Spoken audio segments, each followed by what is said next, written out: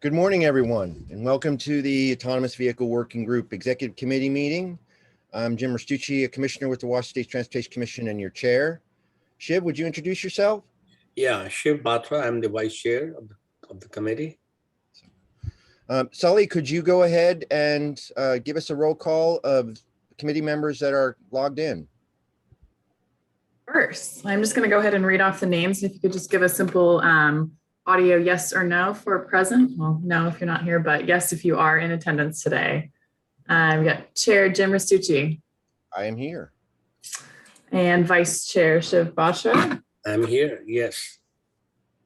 Senator Joe Nguyen. Senator Mona Das. Senator Curtis King. Senator Ann Rivers. Representative Sharon Schumacke. Here.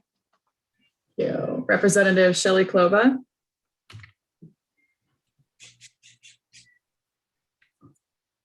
I thought I saw her name on here.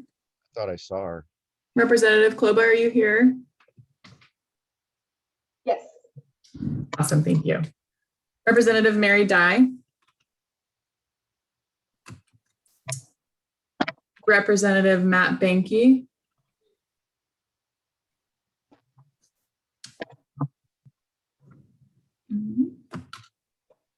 Scott McCoy.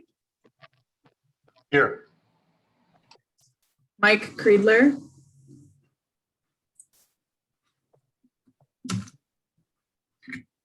Teresa Bernston. I'm here representing her. Thank you. Marshall Elizer.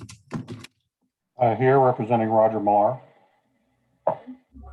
Debbie Driver.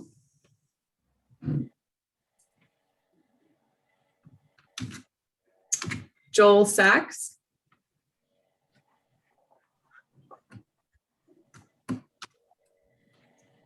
Cami Feek. I'm here. Thank you. Zach Hudgens. Here representing Wattec. Laura Johnson.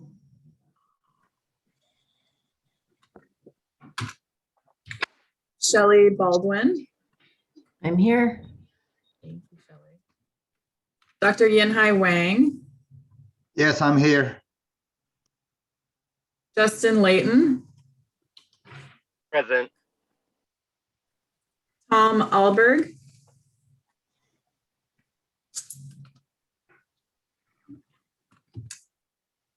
Ann Sutphin, representing SDOT.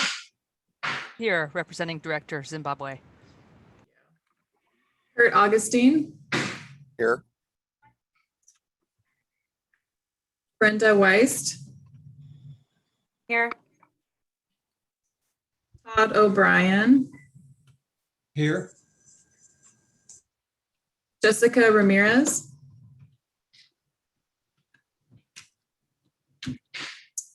Brian Mistelli.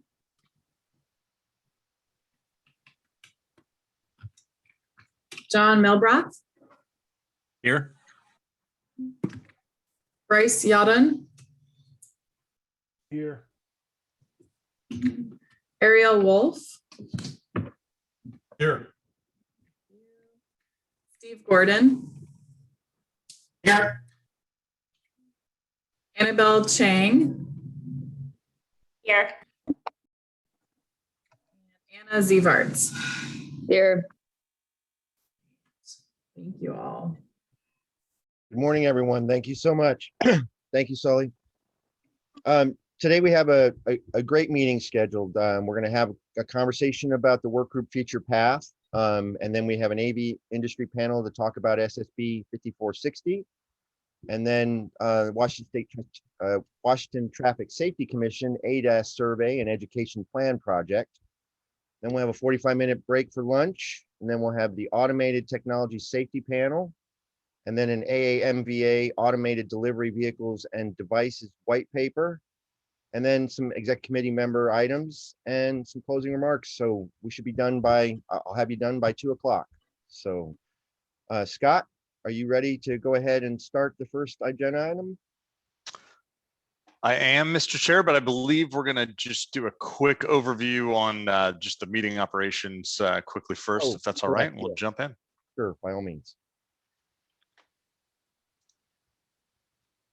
Hi, everyone. I'm Sully Schuster. I'm helping to support the meeting tech today. If you have any questions or have any technical issues, you can reach out to myself or Sean Long, who is also on the call. We've all been through this before, but just a quick refresher on some of the settings in Zoom webinar. For all executive committee members and presenters, you should have the ability to mute and unmute yourself. And just a friendly reminder to please stay on mute unless you're wishing to speak to reduce background noise. We encourage you to turn on your video, especially during discussion periods. You can use the chat box to communicate with panelists and anyone else on the call. You also do have the ability to send a chat to all attendees. We ask that you just don't use this feature and just keep it to meeting hosts, committee members, and presenters. And you should have a control bar that looks like that image in the presentation at the bottom of your screen, and that's where all those different controls are located. For discussion and Q&A periods, we'll have a short section reserved at the end of each presentation to answer any questions. You can go ahead and physically raise your hand on camera, or you can also pose a question in the chat box. You shouldn't have the ability to raise your hand, so you'll have to use either of those methods to ask a question. You will be able to see questions in the Q&A box from attendees, but you shouldn't be able to put a question in the Q&A. So again, please raise your hand physically or go ahead and use the chat feature, and Sean Long will make sure that we get to your question. And then for anyone who's attending the meeting as an attendee, you will be muted and won't have any video capabilities. The chat feature is also disabled, but you are able to use the raise your hand feature, and you can also drop questions in the Q&A box, and we'll make sure that those get covered during the Q&A sections of each presentation. And then for anyone calling in today, you can still access the Q&A box if you're viewing the presentation online. If you're just on the phone, you can also mute or unmute by pressing *6. And when you're not speaking, we ask that you just make sure your phone line is muted. And then for those calling in, you can also raise your hand by pressing *9. And that should be it. Again, if you have any questions or come across any issues during the meeting, feel free to reach out to myself or Sean. Thank you. Thank you, Sully. Okay, Scott, go ahead and take it away for item 2. Very good. Just give me 1 second here to share my screen. Hopefully you can all see that. Good morning, everybody. Good to be back with you today, and looking forward to, we're going to start off just recapping a little bit our last meeting and some of the feedback that we got through that, and talk a little bit about path forward for the work group overall. My name is Scott Shogan. I'm with WSP USA. We're a consultant supporting the Transportation Commission in facilitating the work group, and glad to be back with you to talk about this topic. So let's start again back with our May meeting. We went through some polling just to get a little bit more feedback on kind of the priorities of the executive committee back during this time frame.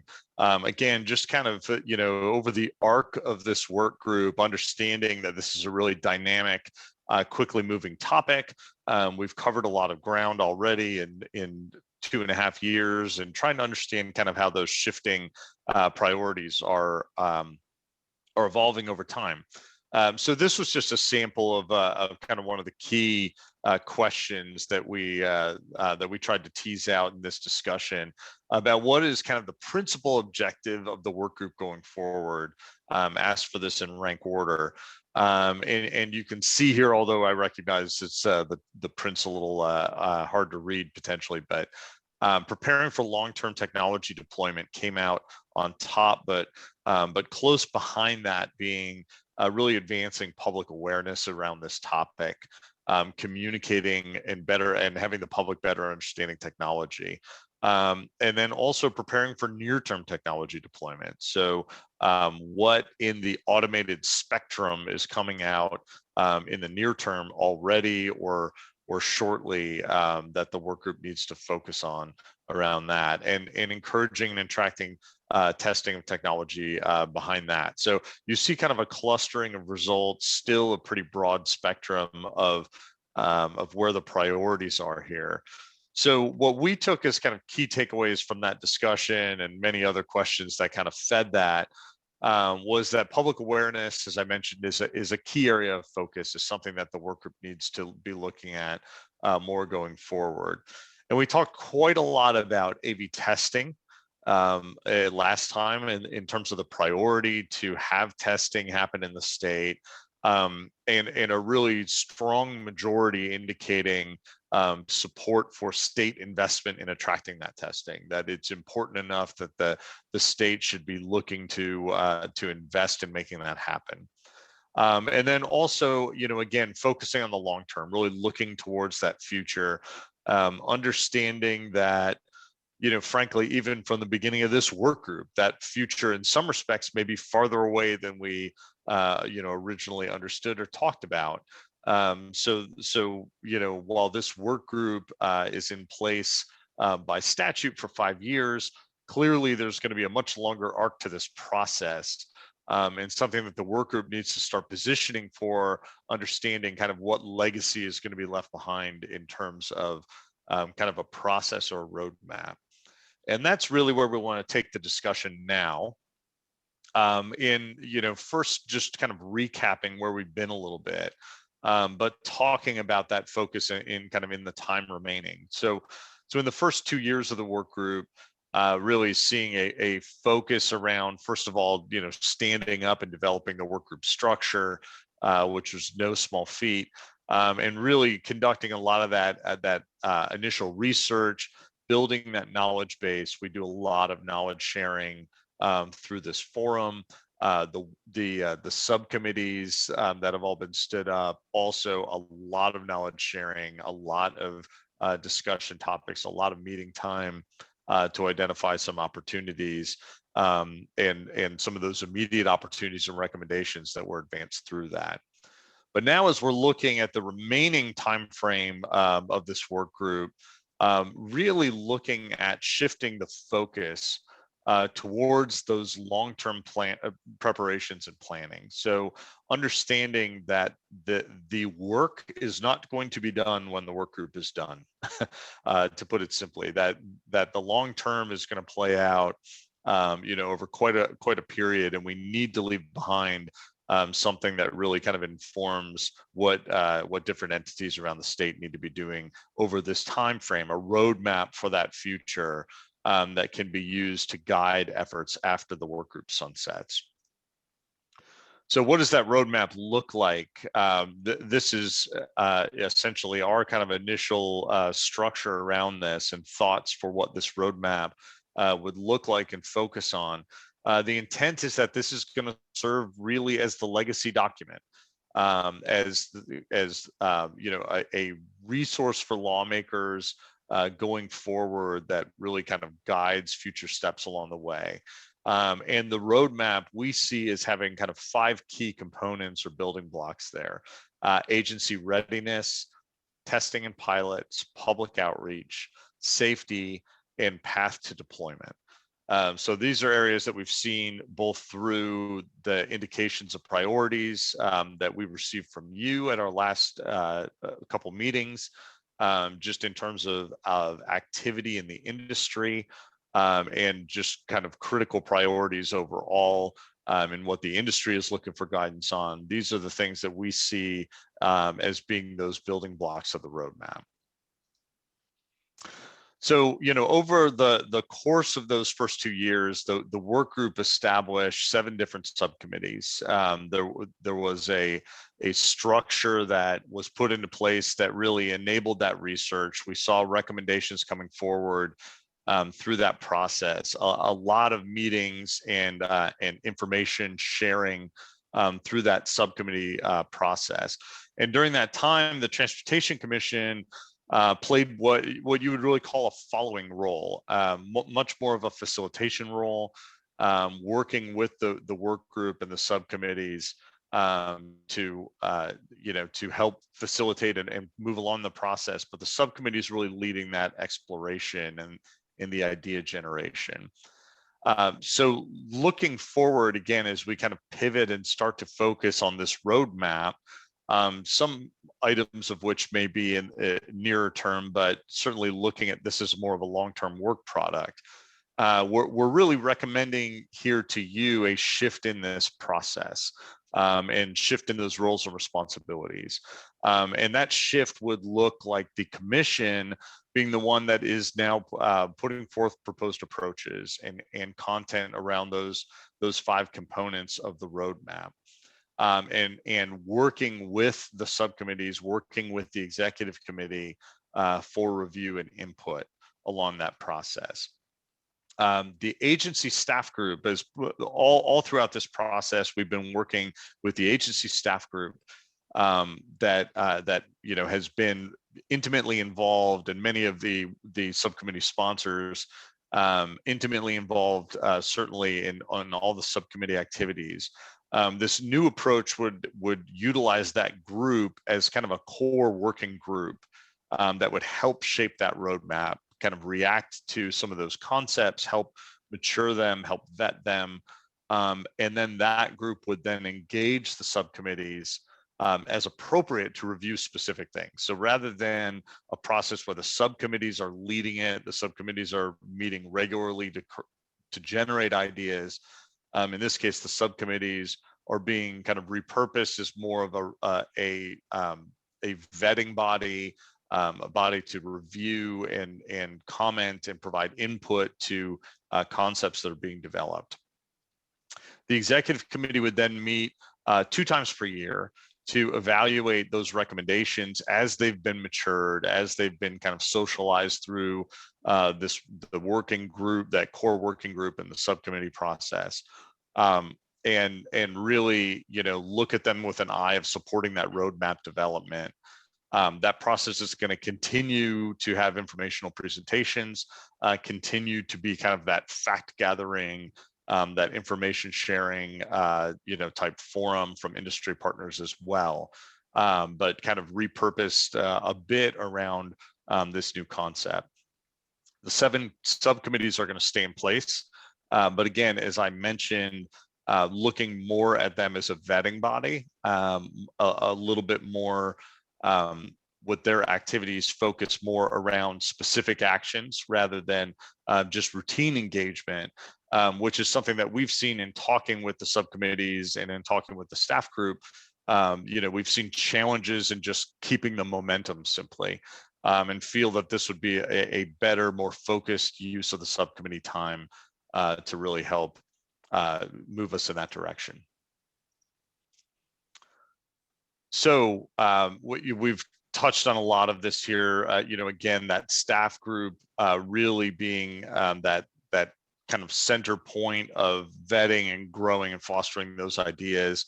The Transportation Commission having a more substantive role in researching and helping develop some of those concepts.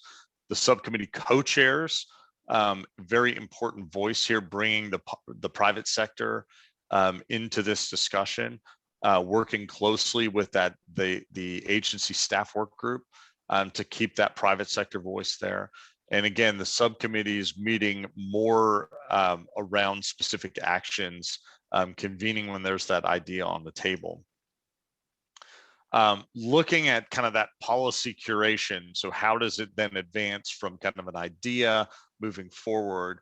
So the Transportation Commission is now the entity that's going to be issuing proposed approaches, that's going to be vetting those through that process we just described, bringing those to the table with the executive committee aligned with the roadmap components.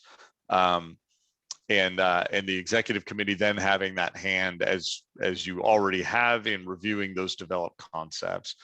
The executive committee meeting twice a year to evaluate those. Importantly, keeping that private sector voice, that private sector engagement at the table through that process. And then, of course, the legislature, just as is happening today, the legislature really has that primary role in implementing components. Certainly, anything that needs legislative action. Responding to the annual report based on the requirements of statute, and of course, enacting laws and providing funding when appropriate and when requested through this process as well. So that is the approach that we wanted to lay out for you for your reaction on how to move forward, and we want to pivot from there and just do a quick polling exercise just to give you a chance to kind of weigh in on that. But before we move to that, happy to open it up for any questions and dialogue around this process. If there are questions or comments, please turn on your camera if you can, and unmute yourself, and you'll be recognized. Any questions or comments?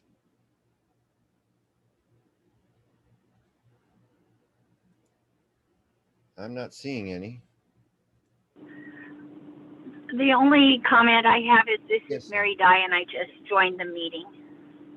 Okay, thank you.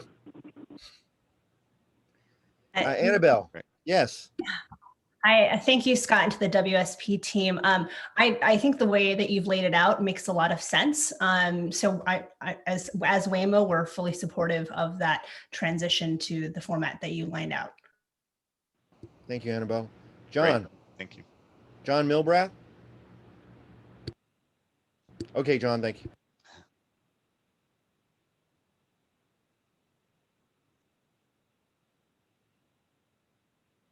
All right. Well, if there's nothing else, Mr. Chair, I think we'd like to pull up the polling exercise just to let everybody kind of have a chance to have your voice heard one click at a time here. So Markel, thank you for sharing that. So I think you. Shelley Kloba, come on. Shelley, did you want to speak? Oh, okay. All right. Go ahead, Scott. Got it. I think you've all, if you've been in our meetings in the last year and a half, I think you've been through this drill before, but you can see at the top of the screen the instructions for how to access the poll at menti.com. Just enter in the code and it should all come up for you. So just again, asking for your feedback here and weighing in on if you support this proposed shift in the workgroup structure that we've outlined here today. And again, any other questions along the way, feel free to jump in while people are responding to the poll as well.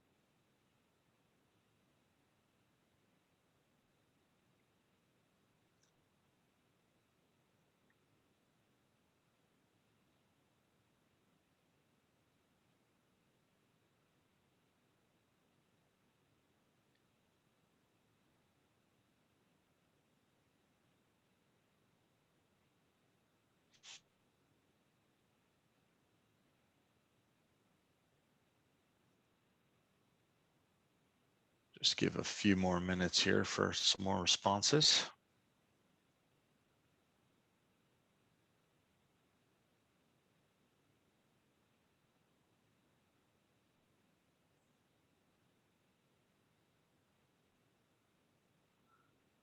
Yeah, it doesn't look like we're getting any more in. Oh, here we go. A little bit.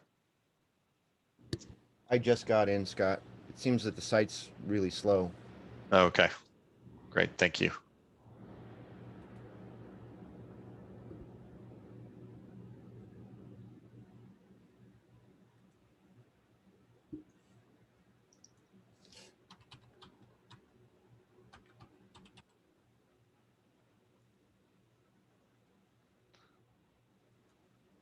All right, looks like we've kind of plateaued out here, but looks like obviously seeing a lot of support for this, which we really appreciate, and and hope this this process kind of makes sense going forward. Looking forward to continuing to make progress along this path with this new structure, and thank you very much for your input on it. Thank you, Scott. That's all we have, Mr. Chair. Thank you. Thank you, sir. Any additional questions or comments on this item? Okay, we'll move on to item 3, AV Industry Panel on SSB 5460. We have Kurt Augustine, Senior Director for State Affairs, Alliance for Automotive Innovation, and Ariel Wolf, Council for Self-Driving Coalition for Safer Streets. Gentlemen, are you here? Yes, this is Kurt. Yes, I am. Okay, great. I'll go ahead and let you take it away. Okay. Kurt, you want me to share the screen or you have it up? No, you'll have to share. I don't have it. Great. Let me attempt this. All right. How are we looking? We have it up? There we go. Looking good. Well, terrific. Thank you, everyone. And I'm Kurt Augustine, and I'm the Senior Director for State Affairs for the Alliance for Automotive Innovation. And Ariel. Thanks, Kurt. And this is Ariel Wolf. I'm a partner at Venable in DC, and I'm the General Counsel to the Self-Driving Coalition for Safer Streets. Thanks so much for having both me and Kurt here today. And I thought we would just quickly run over what our agenda is. And first, I want to apologize for having to sit outside. I'm having some work done at my house, and it was quieter outside than in. So if the lighting isn't great, I apologize. But so you can see we have 4 things we wanted to talk about. We'll briefly describe the 2 entities that Ariel and I work for. What our respective industries think about the AV regulation in general, a brief overview of how other states are approaching AV, and then specifically what has been done here in the state of Washington, and discussing the SB 5460 law. So again, I work for the Alliance for Automotive Innovation, and we are the trade association that represents the manufacturers who produce and sell 99% of the vehicles sold in the United States, as well as many of the producers of the technology for autonomous vehicles, zero-emission vehicles, and traditional auto parts. And you can see the logos of our membership here.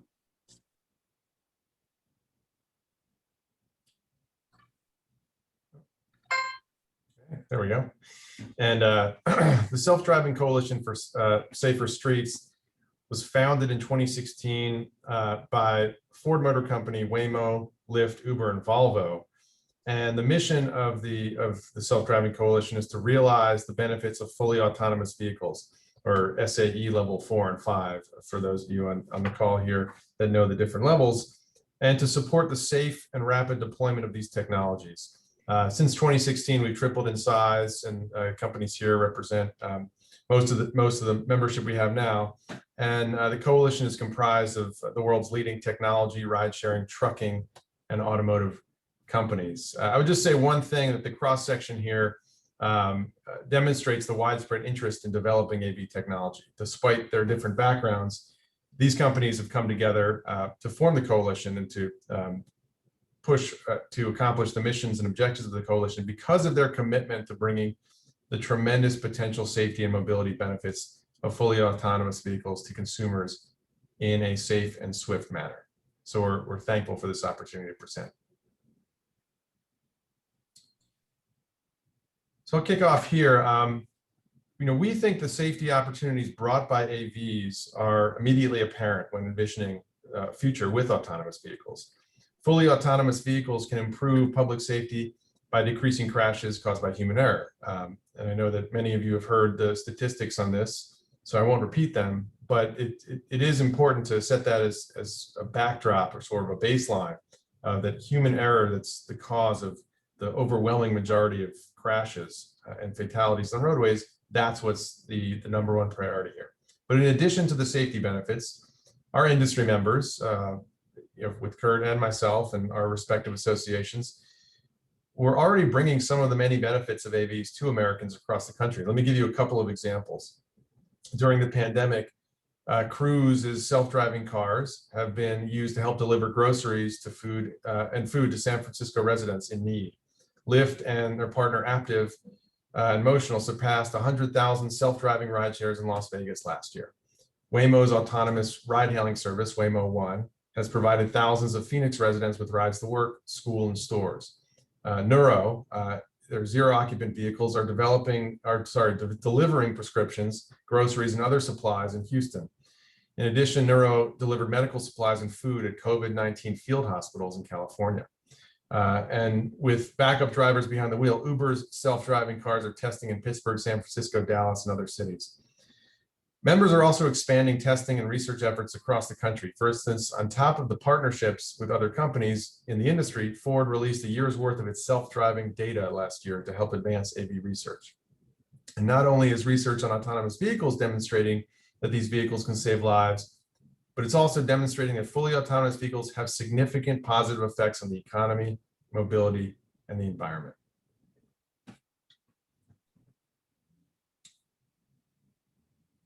I'll touch on industry's approach to AV regulation.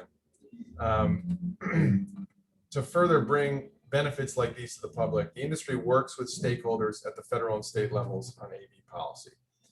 As you see here, the industry's approach to state AV policymaking and regulation generally has four components: expanding testing and deployment of fully autonomous vehicles, coordinating policies regarding AV testing and deployment across states, preserving traditional state and federal roles with respect to motor vehicles, and working collaboratively with state regulators and lawmakers to advance the deployment of AVs. As you'll see in the next slide, as I hand it off to Kurt, the majority of states have existing statutory and regulatory frameworks that permit AV testing or deployment. And Kurt, maybe I'll just give one quick overview note here and then hand it off to you for some additional detail and context.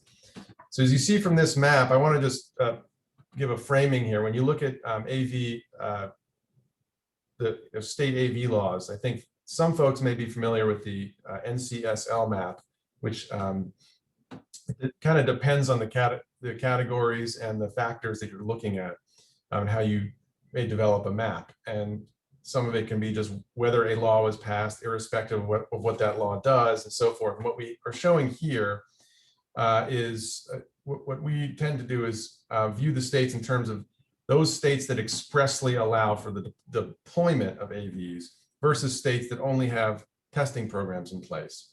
And overall, states that allow for the deployment generally are more attractive to companies seeking to test their technology, since there's a better ability to scale those operations. And then, of course, there's a distinction that can arise between executive orders and laws that either preempt localities' ability to prevent AVs from operating in the state or require state agencies or working groups to prepare studies related to AVs. And so those studies, they're viewed as a good first step, but as the years have gone by, I think there's been a focus more on looking at those states that enact laws that expressly permit and allow for the deployment. But let me turn it over to Kurt to provide some additional context.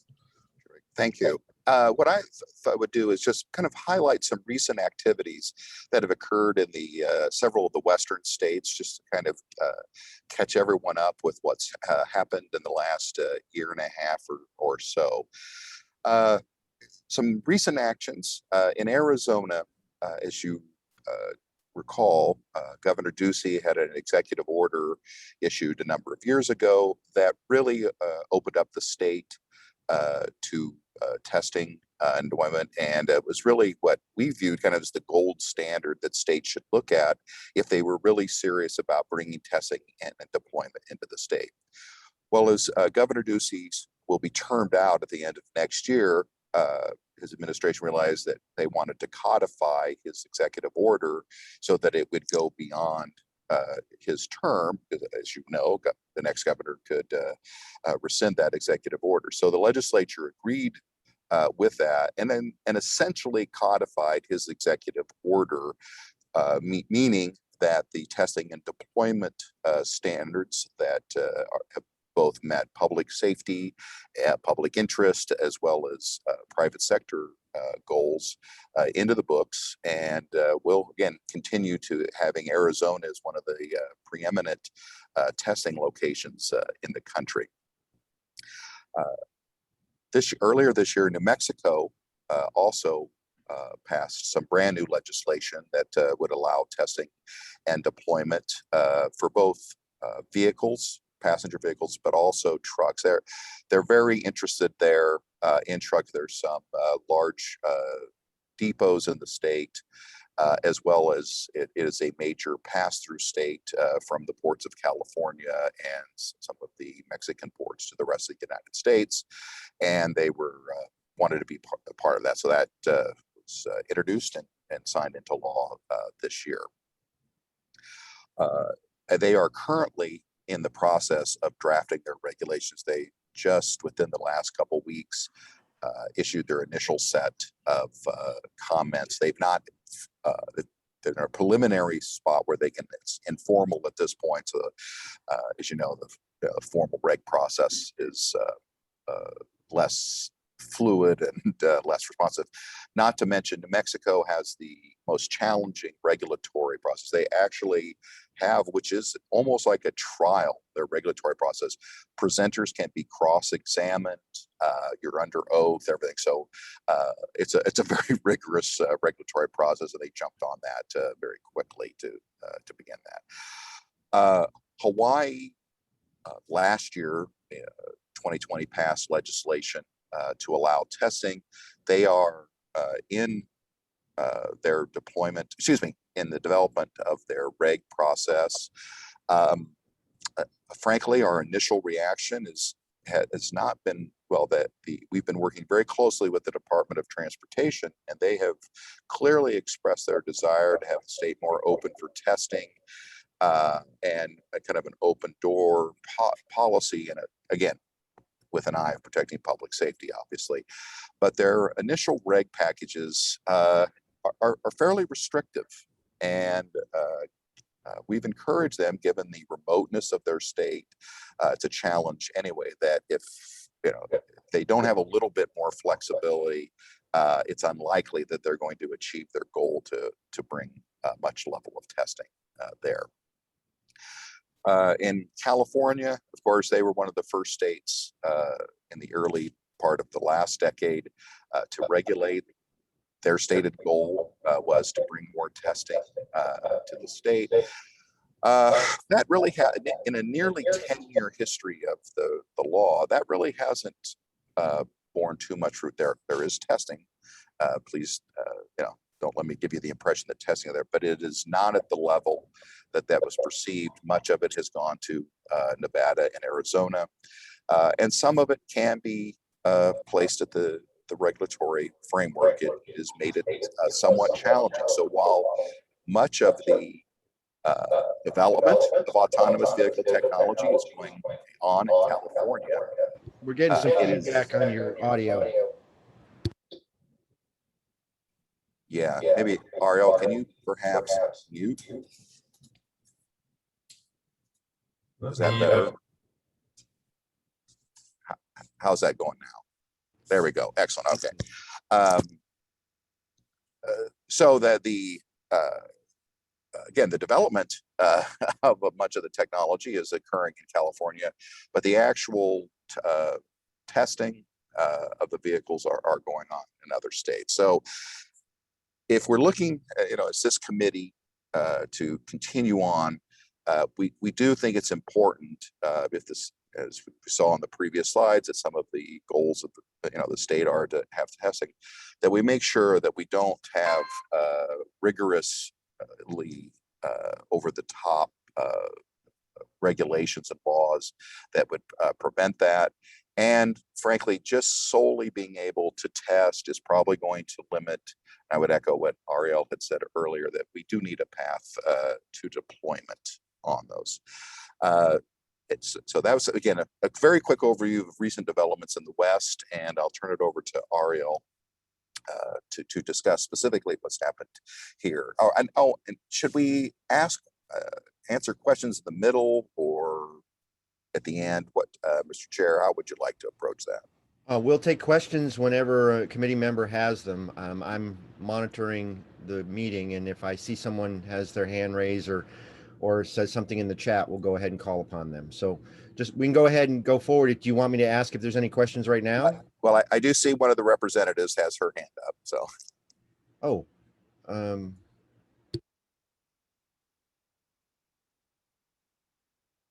And Jim, I'm going to go ahead and jump in. I know sometimes it's hard when to get everybody on your screen to be able to monitor. Thank you, ma'am. I appreciate it. No worries. So this is very interesting, and I'm hearing that the regulatory framework is something that is a big influence on whether or not you're going to test. But can you help me understand what are some of the other aspects that are important when any of your member companies might decide to test or not test in a certain area? And I'm thinking of things like weather conditions, road conditions, population density, et cetera, that because I think somewhere down the road, your goal is to have cars that can drive anywhere and not be limited to only, fair weather or something. So can you tell me some of those other factors that you look at in addition to the regulatory framework? Sure, I'll answer it, and then I'll also briefly, and then I'll turn it over to Ariel as well. Certainly, they are. The whole idea of testing, of course, is to try to emulate the real world conditions, as you suggest. I think, frankly, in the beginning several years, there was not a lot of that. It was really more testing to make sure the technology itself would work. But that is the geographic conditions. And locations that's one reason why among the other regulatory aspects of it, that's one reason Arizona has been popular. You have all the extremes from the desert to incredibly snowy conditions in the north part of the state. And there's the urban density aspect of it as well too. So I mean, they are kind of looking for a welcoming environment that kind of can replicate as much as the real world. And Ariel, if you'd like to add on to that. Yeah, thank you and for the question, Representative. And I agree with what Kurt said. And I tend not to try and enter the complete mindset of the members as they make their decisions, but just some observations. One might be, in addition to those factors that Kurt mentioned, maybe access to workforce and engineers. And so there's a lot of maybe historic type of factors related to, you look at Carnegie Mellon in Pennsylvania and other types of spots. That's, it's a contributor to all of this, but ultimately it is important to emphasize that clarity on deployment is the most important factor there that drives a lot of this. And related to that, I would think it's worth mentioning, it's not just the clarity, but also trying to think of the correct term from the stock market, but the opposite of volatility, I guess stability to the evolution of that framework, I think is probably another factor in addition to the framework itself. Thank you. Other questions or comments?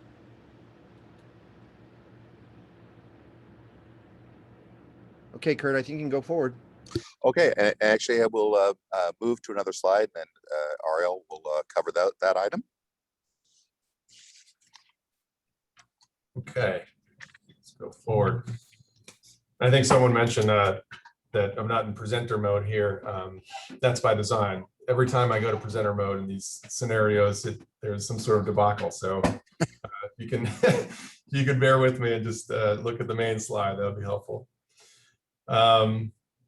So understanding that this group is very familiar with the AV laws in Washington State, we wanted to provide just a brief summary of where we stand today with respect to the state's regulation of AVs. As this group knows, HB 2676 was enacted in March 2020, and the law establishes testing requirements for AVs. The law requires, for instance, that an AV testing entity maintain umbrella liability insurance in an amount no less than $5 million. Establishes information to be provided to the Department of Licensing for the self-certification testing pilot program. It establishes crash reporting requirements and requires a testing entity to provide written notice in advance of testing to local and state law enforcement agencies with jurisdiction over any of the public roadways on which testing will occur. The law also makes information provided by testing entities publicly available. And finally, the law had an original effective date of October 1st, 2021. For this session, SB 5460 was enacted. The bill amended existing law in 3 ways.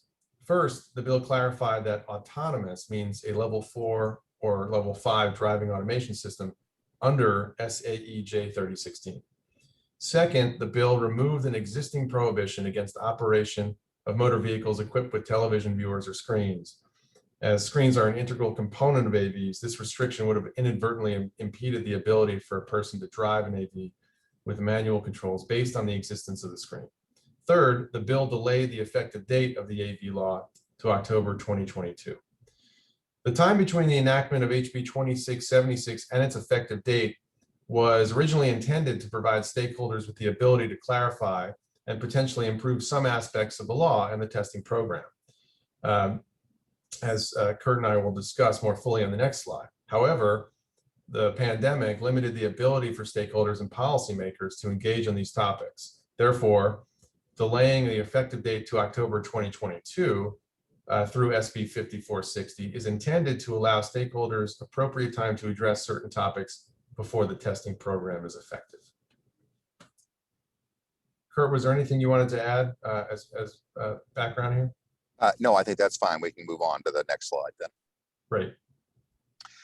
So first off, I did want to thank all the legislators who've been involved in those prior two bills, especially with the delayed implementation, to give us a chance to clarify some of this. There was a lot going on, and as Ariel noted, the COVID situation in the last couple of years really has limited that. So we do extremely appreciate the ability of the legislature to respond to that. So we have taken a look at the current laws, and there's really just three things that we believe would be best served for the goals of the state, as well as the rollout to receive the benefits of autonomous vehicles. And the first thing is the law enforcement notification.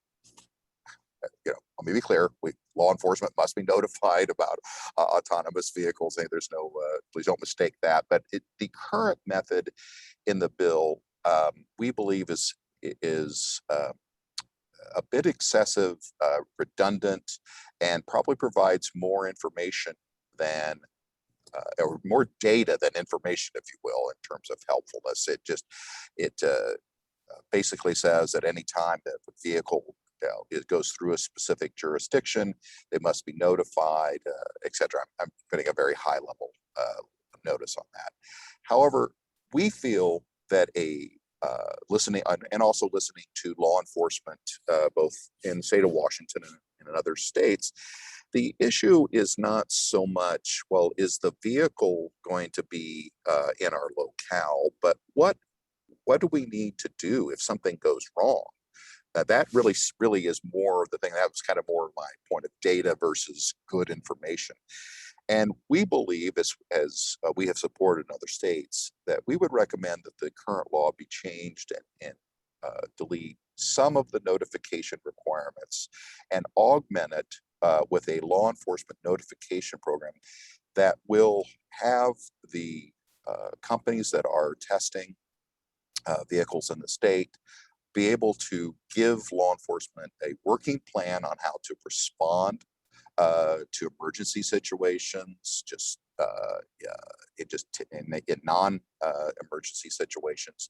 So it gives in the states that it has been utilized in, it has given law enforcement comfort that they are going to be able to respond appropriately as situations arise, but yet does not create a kind of bureaucratic mess of data that really is not helpful to us. So that we have language, we're going to be happy to share that at the appropriate times with the members and as well as various other concerned stakeholders.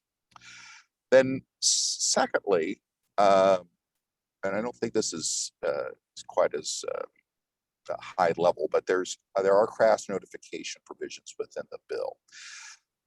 Again, it's kind of in that same category as it's creating a lot of data, but may not providing good information.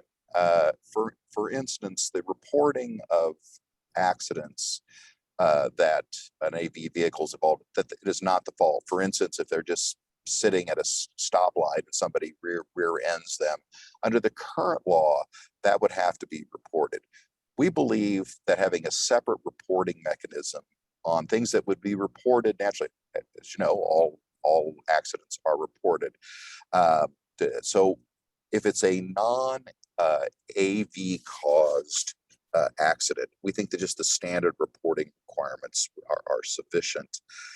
And along the similar veins, the current law requires the reporting of moving violations. Again, those obviously are reported, need to be continued to be reported, but to have them in a separate category and reported, we think is redundant and doesn't really serve any clear purpose. And this is really kind of a trend that's happening around the country. And I'll let Ariel expand on that just a little bit. Before we get there, I believe Representative Kloba has her hand up, or did you have a question, Ms. Kloba? Yes, I do. Thank you. Sorry, going back to the data requirements, or I sense that there's a kind of a burden of reporting this data to law enforcement. And so the companies you represent, in particular the ones who are designing the software that is utilized in the testing AVs, they're very able to process and organize vast amounts of data. When you think of the moment by moment number of pieces of data that come into the sensors on the car, et cetera, et cetera. So what is it really? It's not a problem of data. It's not a problem of they don't know how to do this. It's not a problem of they don't know how to organize or transmit data. So is it really just a matter of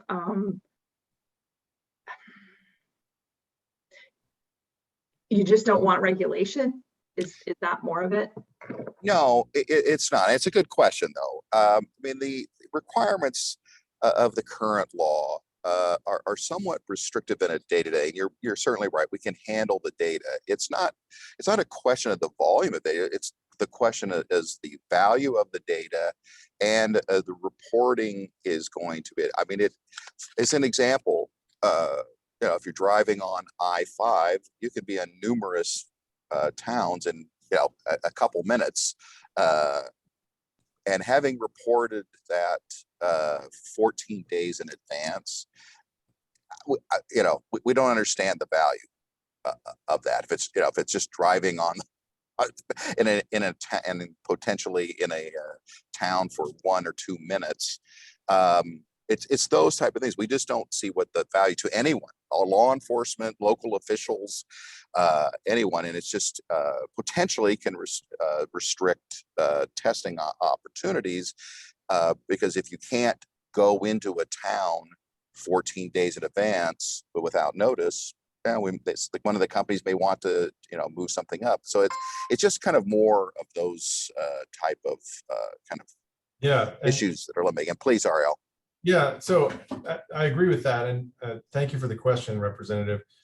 So it's let me break it into 2 categories. The first is the notification of testing in the law enforcement context. There, I think it's less a matter of not wanting to provide the information and more a matter of just, are there ways to shape this that are just far less burdensome to the companies? And you're correct, of course, there are data companies in some respect, but as between the obligation being on the companies to be the ones to identify each law enforcement jurisdiction entity, sometimes they're overlapping jurisdictions, and to be aware of all of that, all of those entities that are need to be reported, as opposed to the companies, they're able to get the information about the testing and provide it to the state DOT or whatever single entity, and there's a portal that gets pushed to. So it's really just a conceptual matter of which side, at least I know for coalition members, speaking for us, which one is responsible for just knowing how to, who to notify at that point. It's just a lack of clarity. That's sort of point one. The second part on the crash notification, I did want to take a minute and talk about a development that really, I think, transforms this conversation much in a way that we had not anticipated when we started preparing for this presentation. And that's a major development that from NHTSA, from the National Highway Traffic Safety Administration at USDOT.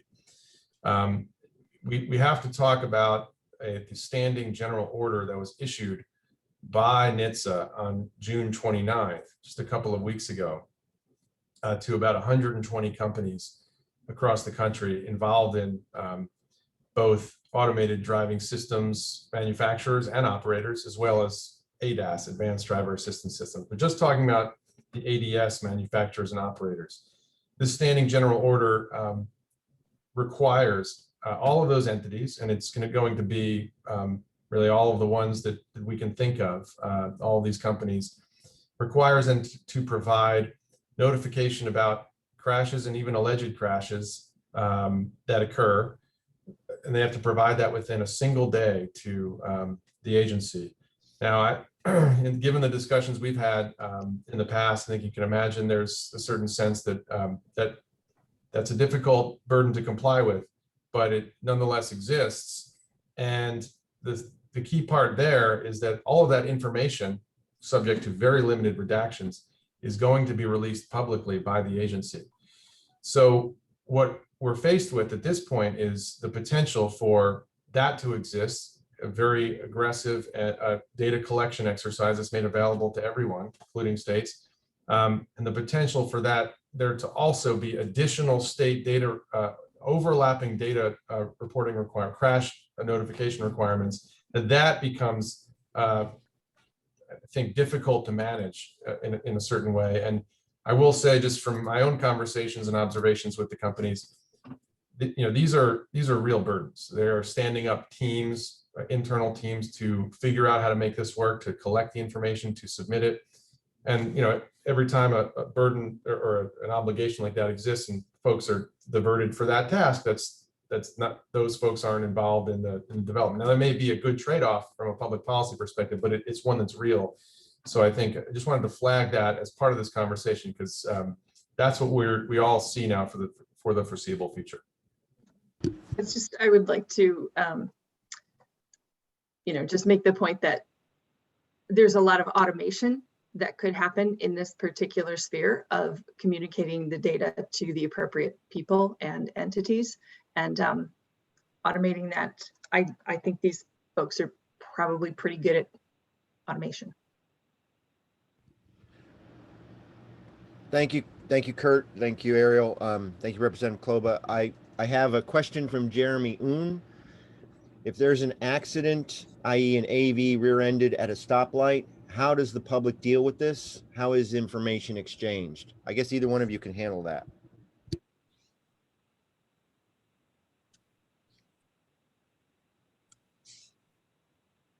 Kurt? Okay, well, I was going to say, well, under current law in Washington, there has to be an operator in the vehicle. So that there would be somebody there that the rear ender, if you will, the non-AV driver would have an operator in the vehicle to discuss and exchange insurance information, et cetera. Okay, thank you. And then the next question is specific to King County. There are jurisdictions that overlap. A county jurisdiction within a city limit, who responds?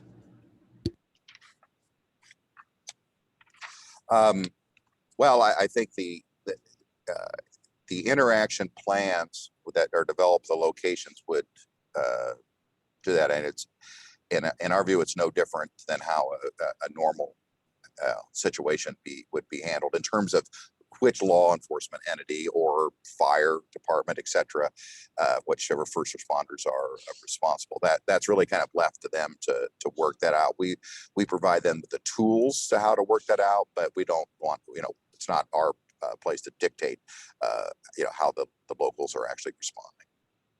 Got it. Thank you. And next we have a question from Brenda Weiss. Brenda? Yeah, thank you very much. Good morning. I heard a lot of discussion about what you thought would be appropriate information to provide to law enforcement. I guess as someone who works closely with law enforcement as their labor representative, I'm curious what stakeholdering you've done with law enforcement to find out what information they would actually like to receive. Because I think that there are a lot of reasons why law enforcement might be interested in receiving data on these, from these vehicles as they pass through their jurisdictions. And although you make the point, there are a lot of cities up and down the I-5 corridor, obviously an auto-generated email that sort of geotags where you're at as you're going through is something that could be sent. And then if there were a crash in those moments that vehicle was passing through, it would be much easier for law enforcement to deploy and prepare. So I'm just curious what kind of stakeholdering has gone on to find out from law enforcement why it is they would like particular information and why they think it might be useful. So it's an excellent question. We've worked with law enforcement through the entire legislative process here. We've arrived at something. What we would do though specifically, and I've only spoken very generally about the plan. We would take how we have interacted with the other states and the development of those interaction plans, and begin discussing that with folks, law enforcement and first responders in Washington. Again, really, it's been more of a function of just COVID and the calendar and all that, but we are approaching that time that those discussions that you're suggesting would need to occur. Again, we would use the models that have been used and approved in other states. I would add just only that, Brenda, that the objective to provide this information so that there can be adequate preparation, that I think everyone's in agreement that needs to happen. The industry is very much committed to doing that. Just we're looking for the way that optimizes and makes it most efficient for all participants involved. I totally understand. I guess optimization and efficiency might not be the same goals that the law enforcement community may, I understand where you're coming from. I just wanted to, raise that there are some flags and some important law enforcement reasons that may exist for a different set of reporting requirements. Right. And that's, as I said, what we've talked about today is a very, very high level. We would use the specific plans that are in the states as models and begin those discussions with, again, all the appropriate first responders and stakeholders. I don't know if there are other questions, but I think we wanted to just cover this last point, number 3, in areas, again, for possible clarification and improvement. Are there any other questions? I think you're okay. Go ahead. So in addition to the items we've mentioned, Washington State currently does not expressly allow for the deployment of AVs, and creating a path to deployment would likely be the most significant thing the state could do to increase testing. Limiting AV operations only to testing often serves as a deterrent to companies interested in operating in the state, as we've mentioned. Setting up operations in a state can be resource intensive. So having the ability to commercialize the technology can make it easier for a company to make that decision to establish operations in a state. So that was just something we wanted to flag as well. It's one I know that we've discussed with many stakeholders over the past year and a half and 2 years. So I don't know if Kurt, you have additional thoughts there? No, I would just echo that, and in respecting the clock, we'll just leave it at that. So thank you. Okay, that's the end of our presentation. Thank you, gentlemen. Other questions or comments? Yes, Rima. So this was really interesting. I think Annabelle, maybe you're next. steps I think that would be helpful, given this is we're just kind of hearing these ideas around potential changes or interest in changes in the current law. Can you guys send a more detailed write-up around specifically the kinds of things you're looking for, and kind of what your suggestions would be for replacement language in the law? I think this discussion's been good, but I think there's still probably a number of questions around, so how mechanically would this really work in this new kind of format, if you will, with law enforcement? And it sounds like you still need to do some outreach with law enforcement to see what might work best with them. So is there a way we could maybe get a follow-up on this with a little more detail, maybe in a memo or a briefing paper, once you guys can iron out the details of maybe what would specifically need to be addressed in the law? Yeah, so in terms of suggestions for amendments, we have that already, where the critical component Brenda was spot on about is really what we don't have is, how we would, and we recommend specifically in the implementation program. So we can definitely do that. But as I said, we have the language right now for the bill. Okay. But that's not, that's the high, kind of the high level. That's not going to answer the Yeah. appropriate questions that Brenda, for example, has been asking. Yeah, and I think if you intend to share the language, that would be great with the executive committee and ultimately for the commission, so we can get it included in the report if the decision is this is a supported approach. The devil's always in the details, so the language is one thing, but it would be helpful to kind of also understand, I guess, the real world implications of the language, right? So what would change? Why is it? What's different about it? And why do we need to change it? I think would be very helpful both for the commission, but also ultimately for legislators to understand why this request would be made. Yeah, absolutely. And that's why we're at the point now where we have the language, but we don't really have, have the white paper, if you will. So that part needs to be developed, but it absolutely needs to be developed. Yes. Okay, awesome. We'll look forward to getting that then. I appreciate it. Thank you. Wonderful. Annabelle Chang. Hi, I was hoping that you would spend some time talking a little bit more about the NHTSA guidelines, especially for those of us who are more focused on state policy. What are the timelines looking like at the national level? Have any states responded? Where does industry stand? Because I know it seems like a very significant change overall. I'm happy to tackle that.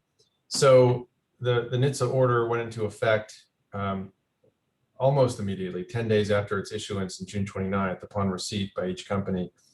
And at that point, each AV company that was named in the order, which again was, I think it covered the waterfront, had a single data report a crash that occurred, a significant crash. But AV companies or ADS manufacturers and developers were subject to an additional obligation that on the 15th of every month, they must submit what I think effectively amounts to a report on all, I'll call them minor crashes, but really it includes alleged crashes, and the notice is very broad. So it'll be a data reporting requirement on every month going forward.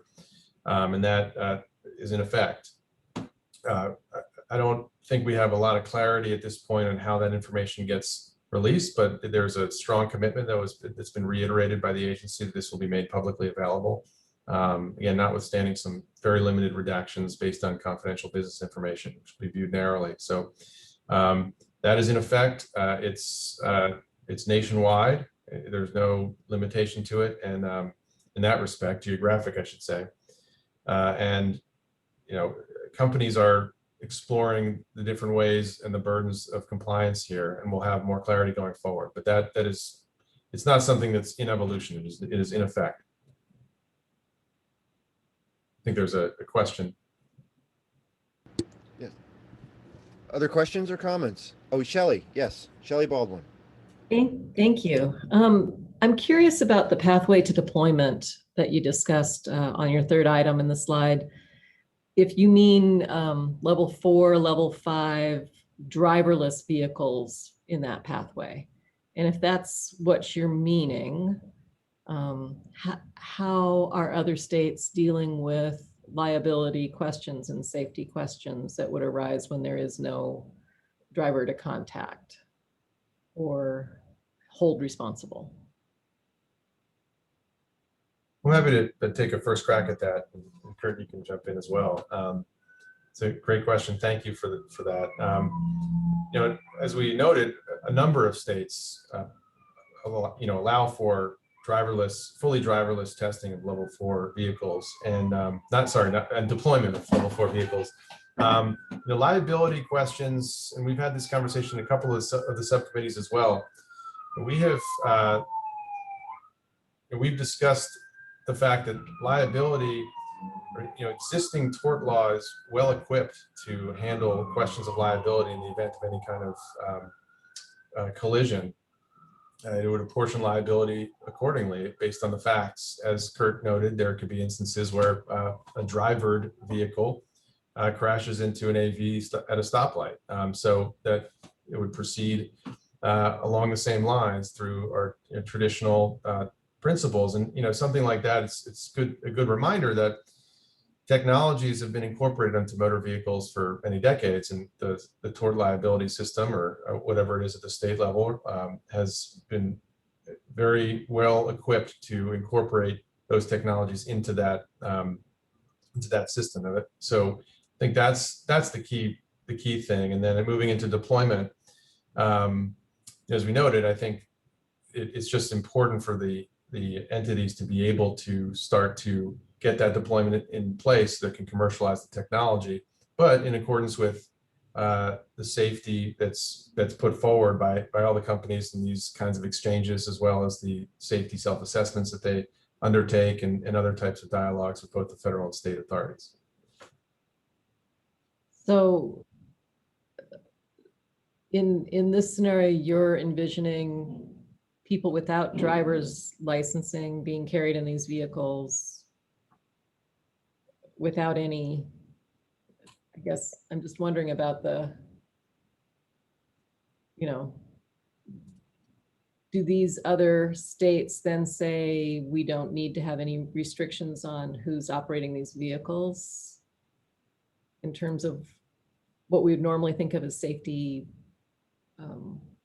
licensing and requirements? Do they just bypass all of that, distracted driving, impaired driving, just holding a license, being of a certain age? Currently, is that what other states are doing? In other words, the licensing aspect for how does the system itself get licensed? Well, there's an operator and there's an owner, and there's procedures and protocols for the vehicle remaining at the scene of any kind of accident and providing that information to law enforcement. So I don't know if that's the question. Ultimately, I think it's thinking about the ability to expand for individuals with disabilities who currently don't have the access to be able to get into a vehicle and have access to mobility in that context. So I think in thinking through that use case, right? So the vehicle itself is able to do that, and the licensure aspect. I think we've shared our model bill before, but the states do tackle it that way, where there's an owner and an operator, oftentimes the same entity, that is responsible for those aspects. Of course, many of them don't apply, that you just laid out, distracted and so forth. So. And I would just emphasize that, the way we always look at it, there are distinct roles for the state, federal, and local entities. And the licensure, traditionally, licensure and law enforcement and all that is usually at the state level. Those requirements are still going to be on a state-by-state basis, absolutely. And in terms of liability, we're pretty clear if it's the operator, whether that's the owner operator of vehicle, or if it's if you will, a robo-taxi, those type of things, those need to be addressed. From our companies who are the traditional mainline auto manufacturers, if it's a product liability aspect, if it's on the car when it rolled off the factory line, all the existing liability laws, our companies stand behind that. I mean, if it's an add-on thing or something like that, that's a different story. But if through the adjudicative process, if it was something that was on the car that came off the factory line that was at risk and caused it, then that liability is on the manufacturer. That's accepted from our members' perspective. So this is Mary Diane. I have one quick question, and it's more of but look down at the industry itself. Do you perceive that, for example, AV for freight, that there would be dedicated roads that would be all AV freight? Or are you only engineering specifically for both passenger and freight, and that it would be on the general roadways without a dedicated lane or a dedicated AV? I know the technology. I run hands-free for probably 10 years in my tractor, so I'm very comfortable with it. But the question is, how do you rationalize, or what are you thinking in terms of converting it to the roadways if there is a possibility of expediting freight in a more efficient manner by having a dedicated road, or how does that work for you? You asked specifically about freight, so I'll defer that to Ariel, because our company's, I'm only representing the light duty aspect of it. But the quick answer from our perspective is it's up to the local governments and the states how they want to do. If they want to have roads that are restricted, or lanes, etc., that's entirely up to them. Again, we're much like my previous answer. We're not trying to get into the business of how the state and locals license and regulate and handle traffic. We make recommendations, but we do know that falls on that. But I don't know if Ariel wanted to add specifically about the freight aspect of it. So it's whether freight, autonomous vehicle technology in the freight context is principally looking at dedicated lanes. I think that was the question. The answer is no. It's the same concept to bring that technology to the roads as they are today. So I think that's the answer, but I want to make sure I answered that question. Yeah, you answered it. It was just, how are you engineering the technology? You're going straight to general roads. There isn't any contemplation of going to dedicated roads for AV, that's either freight or passenger, that you feel confident in your technology, that you are building the vehicles to operate safely in all conditions, in all traffic, with both drivers, cars, and people that are in an AV. Yeah, well, the level of safety testing is beyond rigorous here. So I know that the companies that are members of the coalition in the freight context are being very deliberate in rolling out the technology, and in very safe way. There's I think there remain safety monitors and drivers in the vehicles at this point in time, but the idea is to integrate this technology onto the roads as they are today. I mean, it may be the case that there are some enhancements to the roads that would complement this well, but the idea, and not just the idea, but in practice, that's happening already, and it's improving safety, which is, I think, the key thing. It is already happening, and it's elevating safety on the roads today. That's the objective, to elevate safety, among other benefits. So by incorporating this technology, which is rigorously tested, it's improving what we've seen as a poor record of safety overall on the roads. Did I see Annabelle Chang come on? Did you have a question, Annabelle? Tim, I think Ariel covered. I was just going to share a perspective from a company that does freight, but I think Ariel's covered it. Gotcha. Representative Kolba, did you? You're good. Okay. Any other questions or comments? I'm not seeing any. Going once. Going twice. Okay. Gentlemen, Kurt, Ariel, thank you so much for your presentations this morning. We appreciate the discussion from the committee members. And since we are early, I'm going to go ahead and take a 10-minute break. And we will be back at 10:32. So please stay connected and turn your microphones and cameras off. Thank you. Thanks.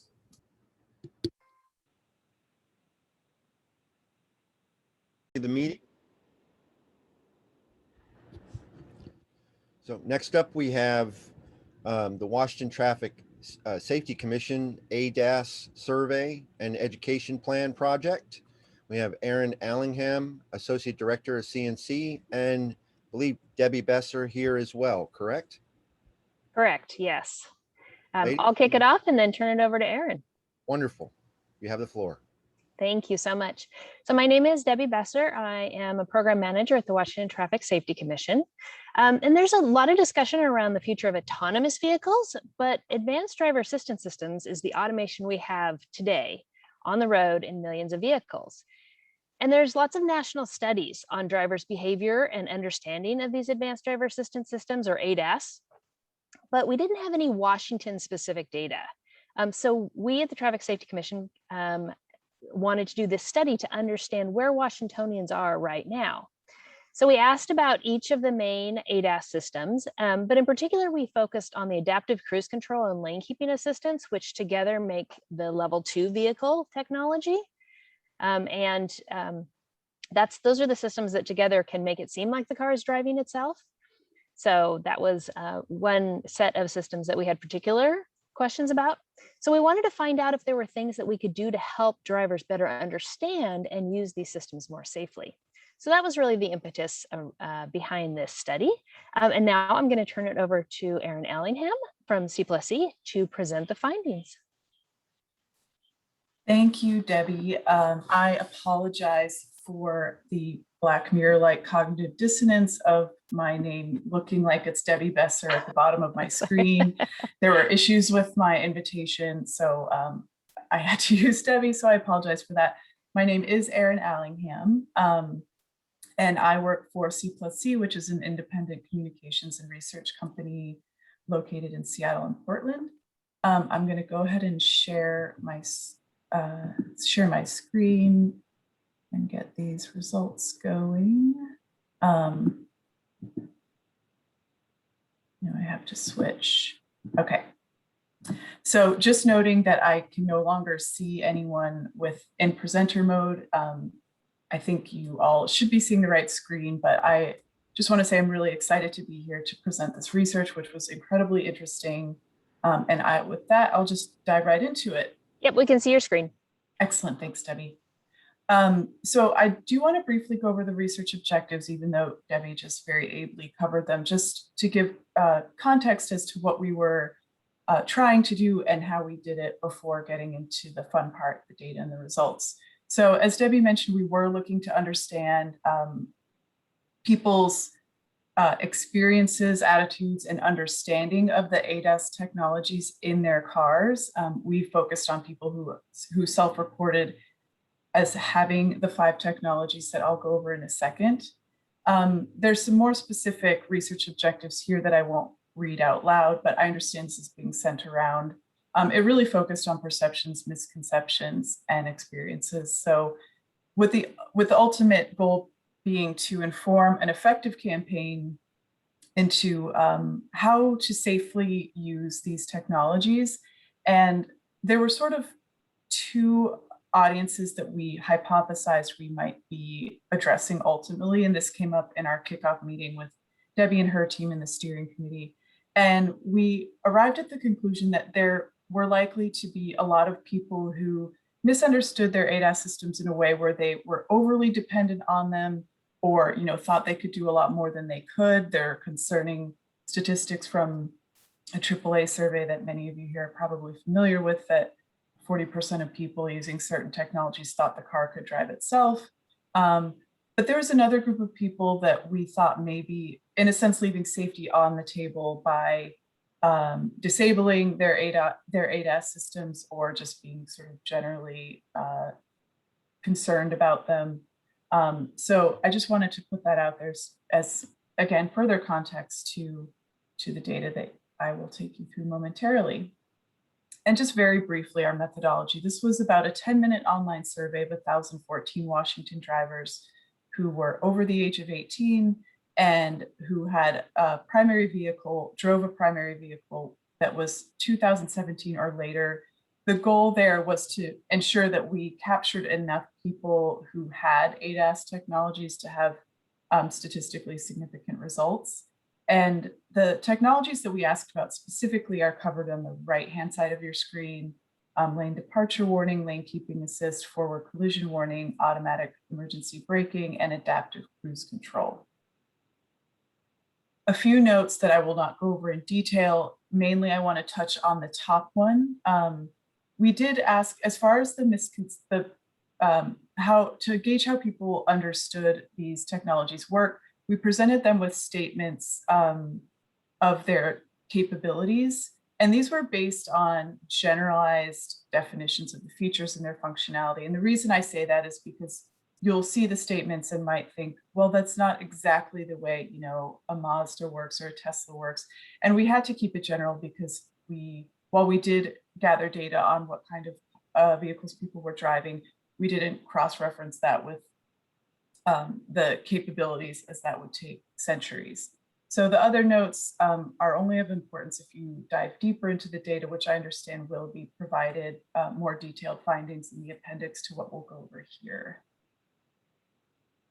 So just going over the executive summary, I want to go over 7 key points that then I'll present the data around. The first 4 relate to the perceptions and experience drivers had of their ADAS technologies. I want to stress this self-reported understanding of all 5 features was consistently high across all the ADAS technologies we asked about. Put a pin in that, we'll come back to it. Most also reported feeling comfortable with their technologies. Disabling or wanting to disable them was quite rare. So that kind of addressed one of our first hypotheses of how many people really are leaving safety on the table, disabling their features. However, that being said, a moderate proportion across all 5 did say that they wanted or needed more information. And I'll give more data on that, of course, as well. Being surprised or startled by a system's activation and the problems that can cause by being, you know, physically startled by something, and the perception that the feature doesn't work correctly were the most common sources of concern cited across ADAS technology. So across all 5, the being startled and just the feeling that it wasn't working the way they anticipated were the primary concerns people did have. And then many participants actually reported avoiding a crash owing to these features, and I'll give the number shortly. It was significantly higher than I anticipated, but also a small but potentially concerning number reported having almost had a crash due to these technologies. And so the next 3 key points relate to beliefs and behaviors. Participants believe that all 5 technologies decrease crash risk overall. However, there were statistically significant differences in perceptions of how much they decrease or the level to which they decrease crash risk. And again, I'll go over that shortly. Overall, most participants were able to identify the correct statements about ADAS capabilities. However, 84% had at least one erroneous belief about an ADAS technology in their vehicle, which suggests that some of that confidence that I mentioned on the last slide is likely misplaced, and also surely suggesting that further education is indeed needed. Debbie did mention that in particular, lane keeping assist and adaptive cruise control used together were particular interest. Those who reported using those ADAS technologies together reported an equal or lower likelihood of engaging in unsafe behaviors. 40% did report being more likely to engage at least one unsafe behavior while using these features together, however. So moving on to the actual numbers, this is an overall snapshot of some of the things I just went over. That first column is just the number of people and the percent who reported having that technology in their vehicle. The next column is really where it gets a little more interesting, the self-reported understanding of the technologies, whether extremely or moderately well. As you can see, the numbers are quite high, ranging from 77% to 85% of people reporting that they understood these technologies. The perceived decrease in risk, again, quite high overall. The highest was forward collision warning. People felt that that was the most likely to reduce crash risk, and adaptive cruise control was the least likely. So here's one of the more surprising things that, to me anyway, the percent of those who reported avoiding getting into a crash owing to the technology is the first number. So for lane departure warning, that's 48%. And then the second number is those who reported almost getting into a crash because of that technology. So not terribly high, but ranging from 9% to 12% per technology reported almost getting into a crash because of the technology. And then I mentioned earlier, 84% overall have at least one erroneous belief about an ADAS technology. This reports at a feature le52%. So this is the total number who have at least one erroneous belief, and I'll get into what those are shortly. So that ranges from 52% to 82% having erroneous beliefs about these technologies. So here are some summary slides by technology, starting with lane departure warning. So the chart on the left shows the self-reported comfort with the feature. Again, 84% feel comfortable, but that middling number, 12%, feeling like they need more information, and then 2% each would like to disable or have disabled. So quite low overall, considering the number of participants of the survey. Issues of concern are listed there. I won't read them out, but again, you'll see for each of these, it's really, it's generally surprise and the perception that it's not working properly. I did want to put some of the participant experiences in their own words here. I won't read them all, but it kind of gives a view, an understanding of the visceral experience people have of using feature. So, the first time I experienced this was a surprise. The steering wheel shook. It goes off constantly, picks up markings other than the outer line. So people do, report some sort of negative experiences with these technologies. And here I want to focus a little bit more on the misconceptions for each of the ADAS technologies. The two on the left are the true statements, can provide an alert if the vehicle is departing its lane, and do not respond if the turn signal is activated and the vehicle is drifting in that direction. So you see here that most people generally agreed to the true statements, although quite a few less than the second one, not responding if the vehicle is moving in the direction of the turn signal. More concerningly are the amount of agreement with the false statements. For the two on the right were of particular concern. So lane departure warning can work in heavy fog or when snow or debris covers the lane markings. And on the far right are like cruise control for steering, so the driver does not need to use the steering wheel. Again, I won't read all of these statements, but this is just to give you an idea. The four on the right are erroneous beliefs, and they do have quite high agreement overall.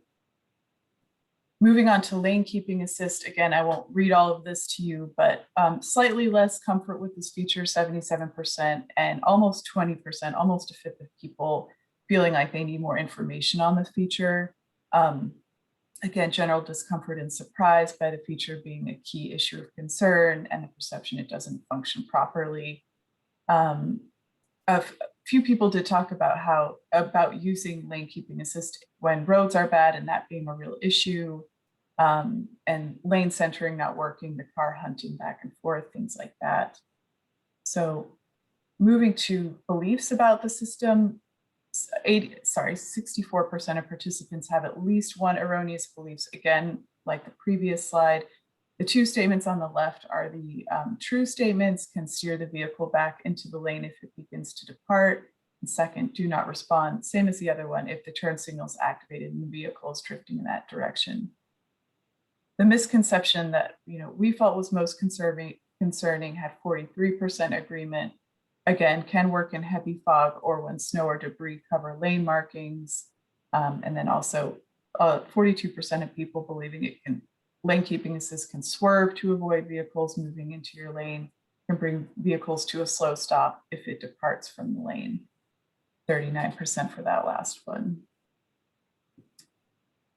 So forward collision warning, this again, similar to lane keeping assist in terms of comfort and needing more information.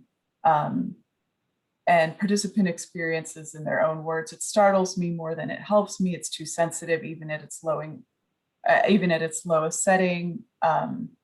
Sometimes oncoming cars on the other side of the street would trigger this, which is, of course, I'm sure not a great experience. And the same thing, the perception that the feature isn't working and being startled being the key issues here.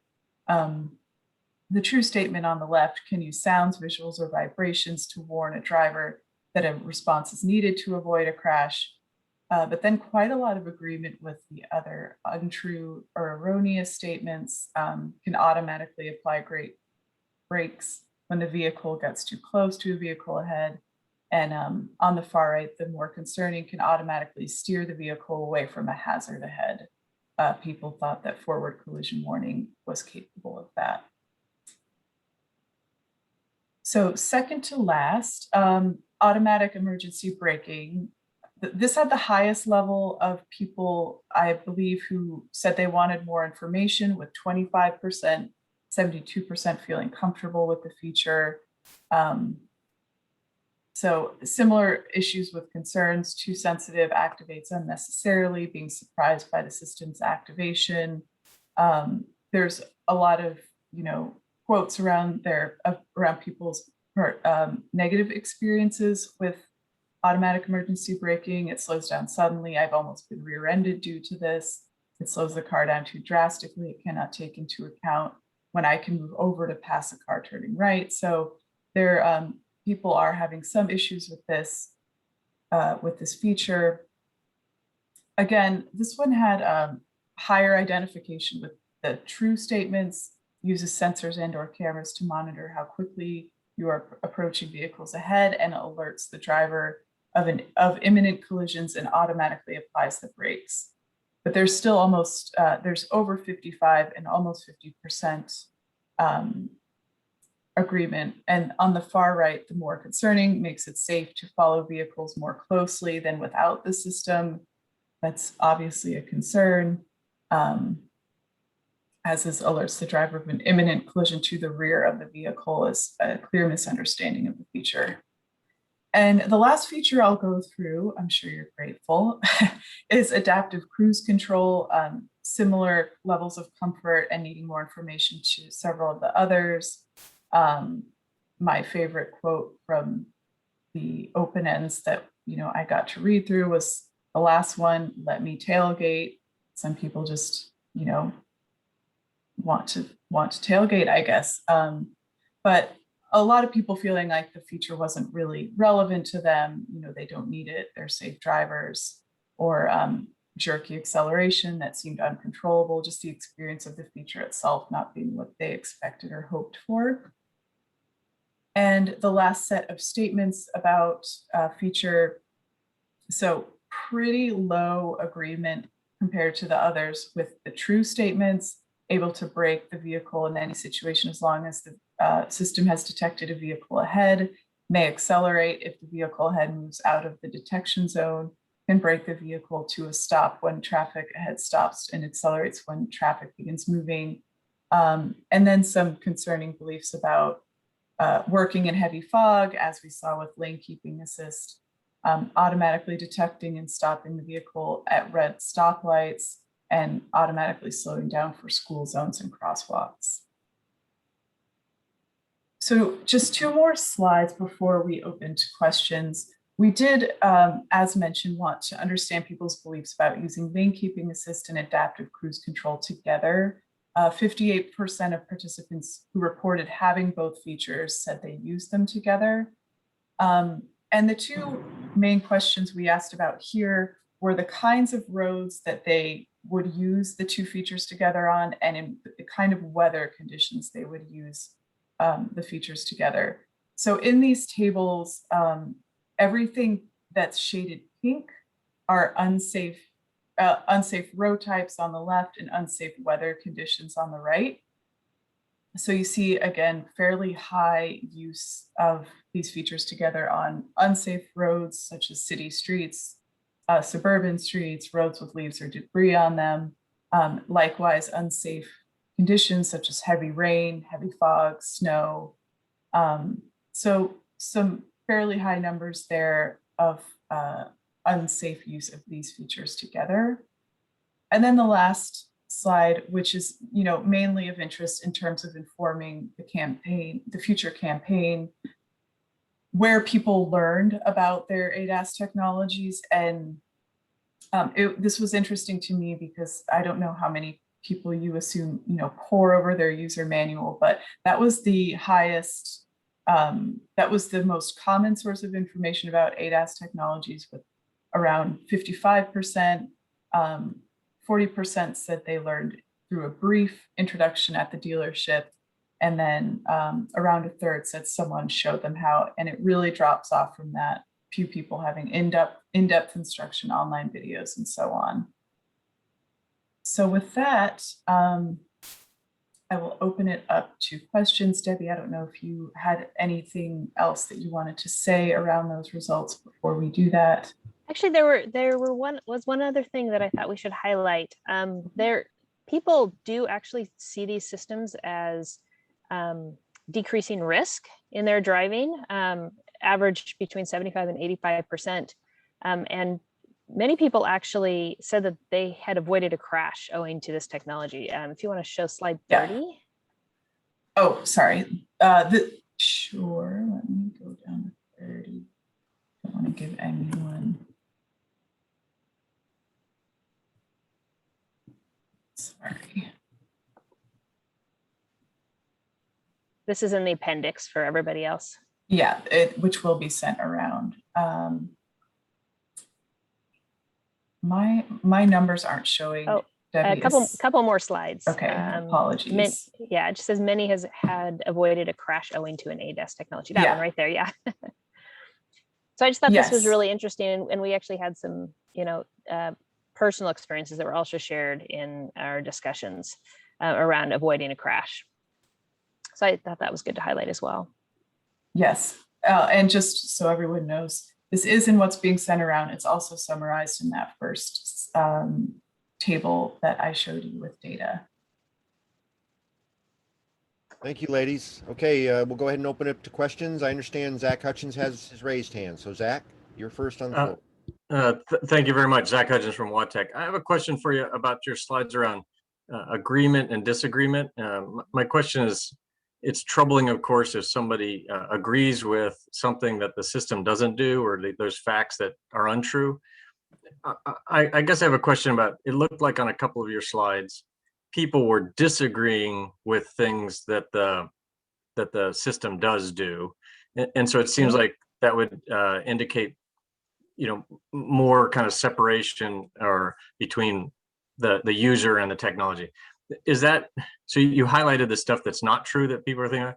Isn't it problematic when you've got over 50% of people disagreeing with what the system, with true statements? Is that, did you bring that out also? That's my question, is about disagreement. Yes, Zach, we did. So the red, and I can pull these back up if it's helpful. Yeah, that'd be great. Thank you. The one moment. Sorry. There was less disagreement, and there was more unsure. So there we go. One thing we really observed is people had high confidence in what they knew. Like they felt like they understood it at like 80%. And yet when we asked them specifics, they really didn't. That was one of the things that really stood out in this study. Yeah, I think that was the big takeaway for most of us. Zach, here, and of course you'll have an opportunity to look at this in more detail, but the disagreement with true statements overall was fairly low. There were a lot of people, you know, who felt unsure, and that of course varies by technology. So here, you know, there was a lot more agreement and just a little bit of lack of certainty. Same here. So hopefully that answers your question. And I totally understand that it will be helpful to have more time with the data, but yes, that is also an issue that people disagree with the actual functioning of these technologies. Thank you very much. Yes. Other questions or comments? I'm looking. I don't see anyone. So I have a question. I do. I actually see one question, Representative. Oh, Thank you. I was trying to yeah, raise hand. Representative, by all means. I just wanted to clarify. So the beginning, you said they own 2017 model cars, and so do all 2017 and up have these technology features? Yes, so that's an excellent question. So when we use the survey platform, we have to calculate incidence.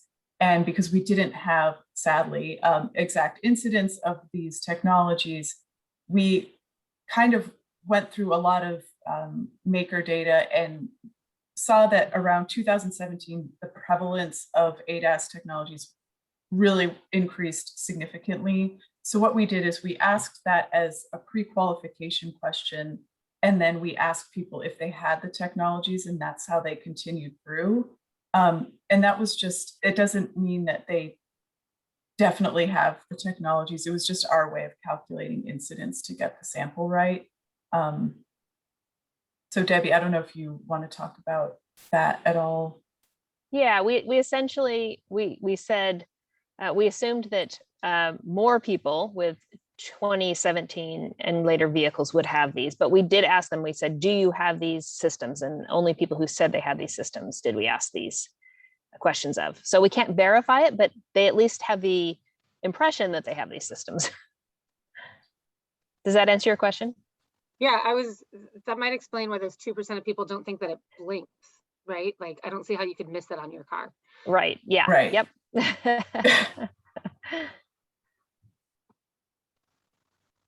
Okay, other questions or comments? Mark Carroll has a question in the chat for Aaron and Debbie. Can you provide some information on next steps for working with these survey results and developing the education plan? Yes, so we're taking these results, we're doing brainstorming, we are developing essentially an approach that we are hoping to begin to implement next year. And so we're not quite sure what that looks like, but we're going to try to address some of these misconceptions and try to begin to educate drivers. Other questions or comments? So I have one. As a state transportation commissioner, I travel a lot, especially to the other side of the mountains because I'm on the east side here. And I use rental cars.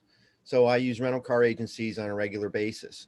And I'm always surprised by the fact that they hand me the keys to a $40,000 automobile with ADAS, and they don't explain to me anything about the vehicle or the technologies that are in the vehicle.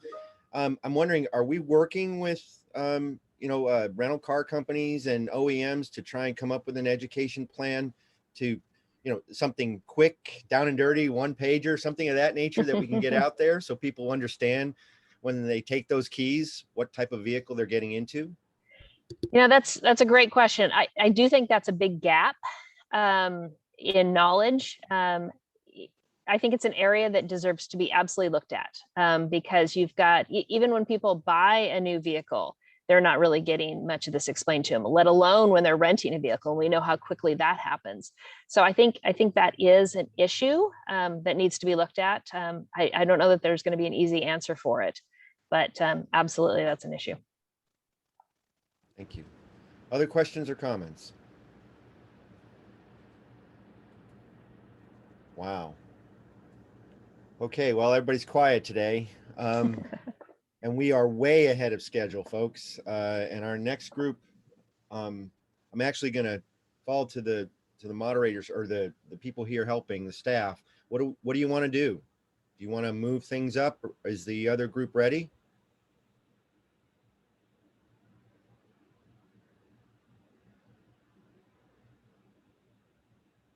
Mr. Chair, let us do some quick checking if we could pause for just a minute. Sure. Okay. We can go ahead and take a 5-minute break. We'll go ahead and take a 5-minute break, folks. We'll be right back.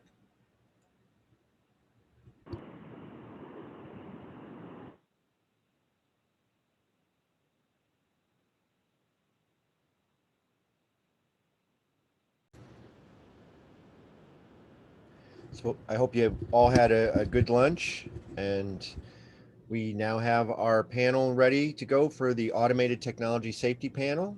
So Shelley Baldwin is going to moderate, Director for the Washington Traffic Safety Commission. And we have Dr. Alexandra Mueller, Research Scientist, Insurance Institute for Highway Safety, and George Ivanoff, Head of International Policy and Government Affairs for Waymo. Shelley, are you ready? I am ready. Thank you so much, Jim. You have the floor.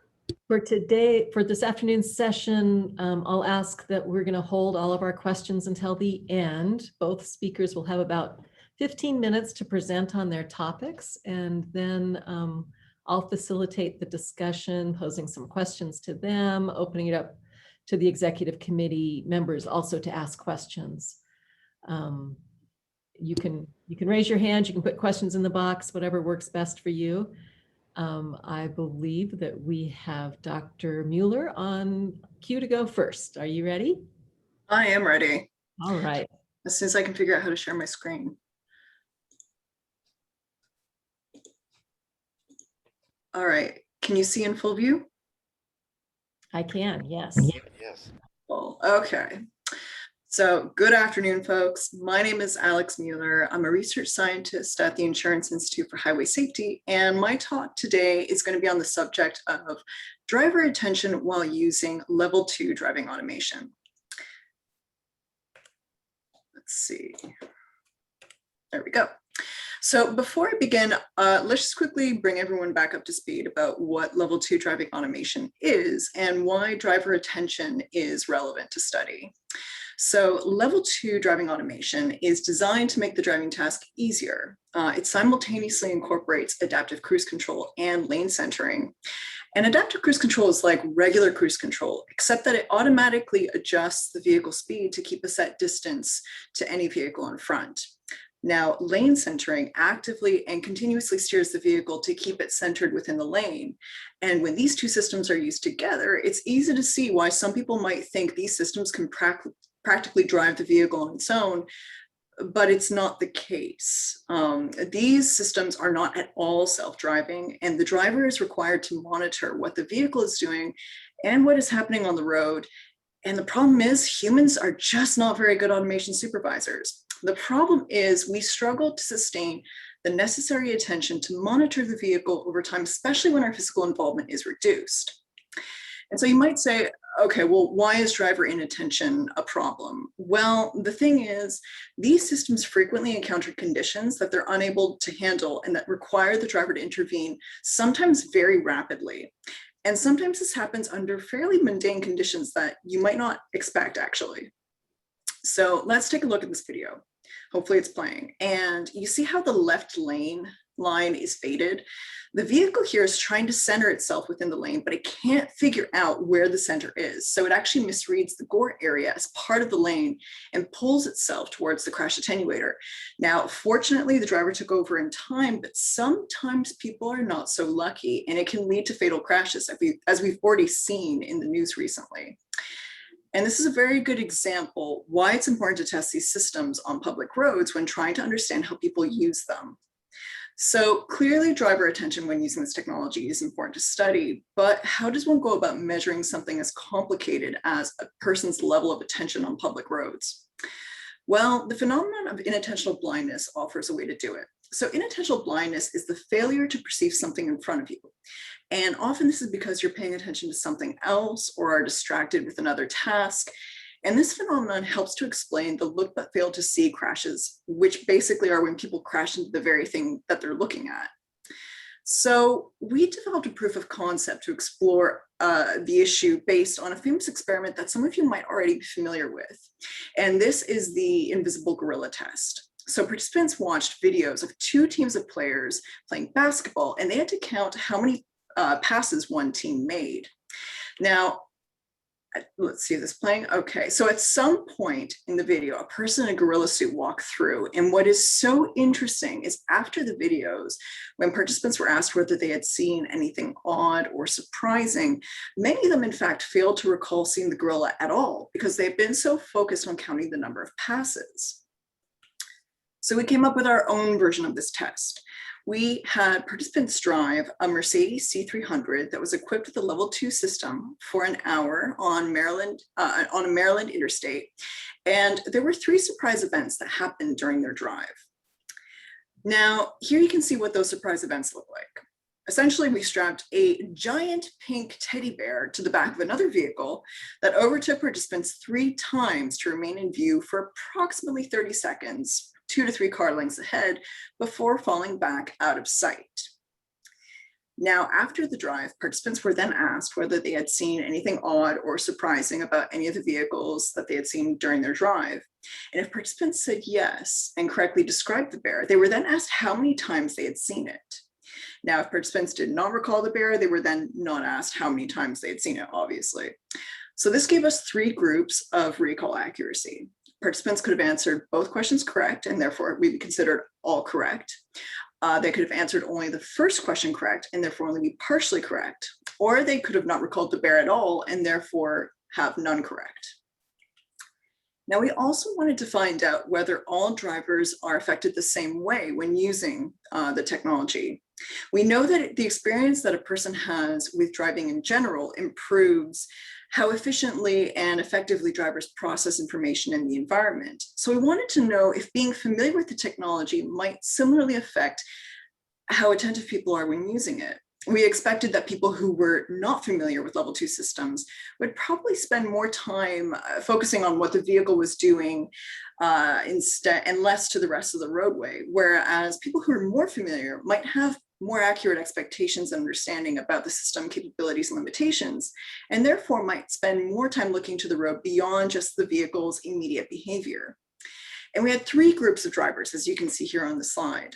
2 groups were unfamiliar with level 2 systems, and one of those groups drove with the test vehicle system off. So it was just like driving any other conventional vehicle. Now, the other unfamiliar group drove with the test vehicle system on. And the 3rd group consisted of drivers who were regular users of level 2 systems in their personal vehicles, and they drove the test vehicle with its level 2 system on. All right, so what did we find? Well, interestingly enough, we found that unfamiliar drivers, when they drove the vehicle without the support of the technology, more of them at least partially recalled the bear than when unfamiliar drivers drove with the vehicle's system on, as you can see here.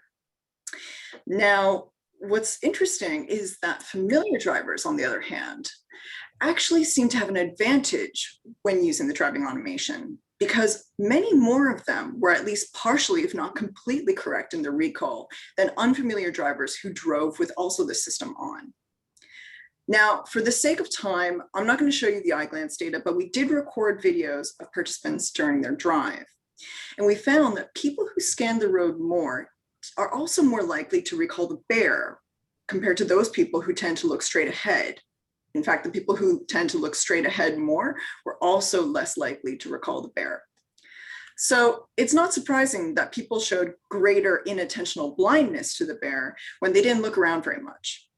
And we also found that people who are familiar with the technology also seem to have a greater awareness of the driving environment than those who are unfamiliar with the technology when using the technology. But the thing is, though, other naturalistic observation studies have found that as people become more familiar with this type of technology, they also become more likely to do non-driving related activities, such as texting.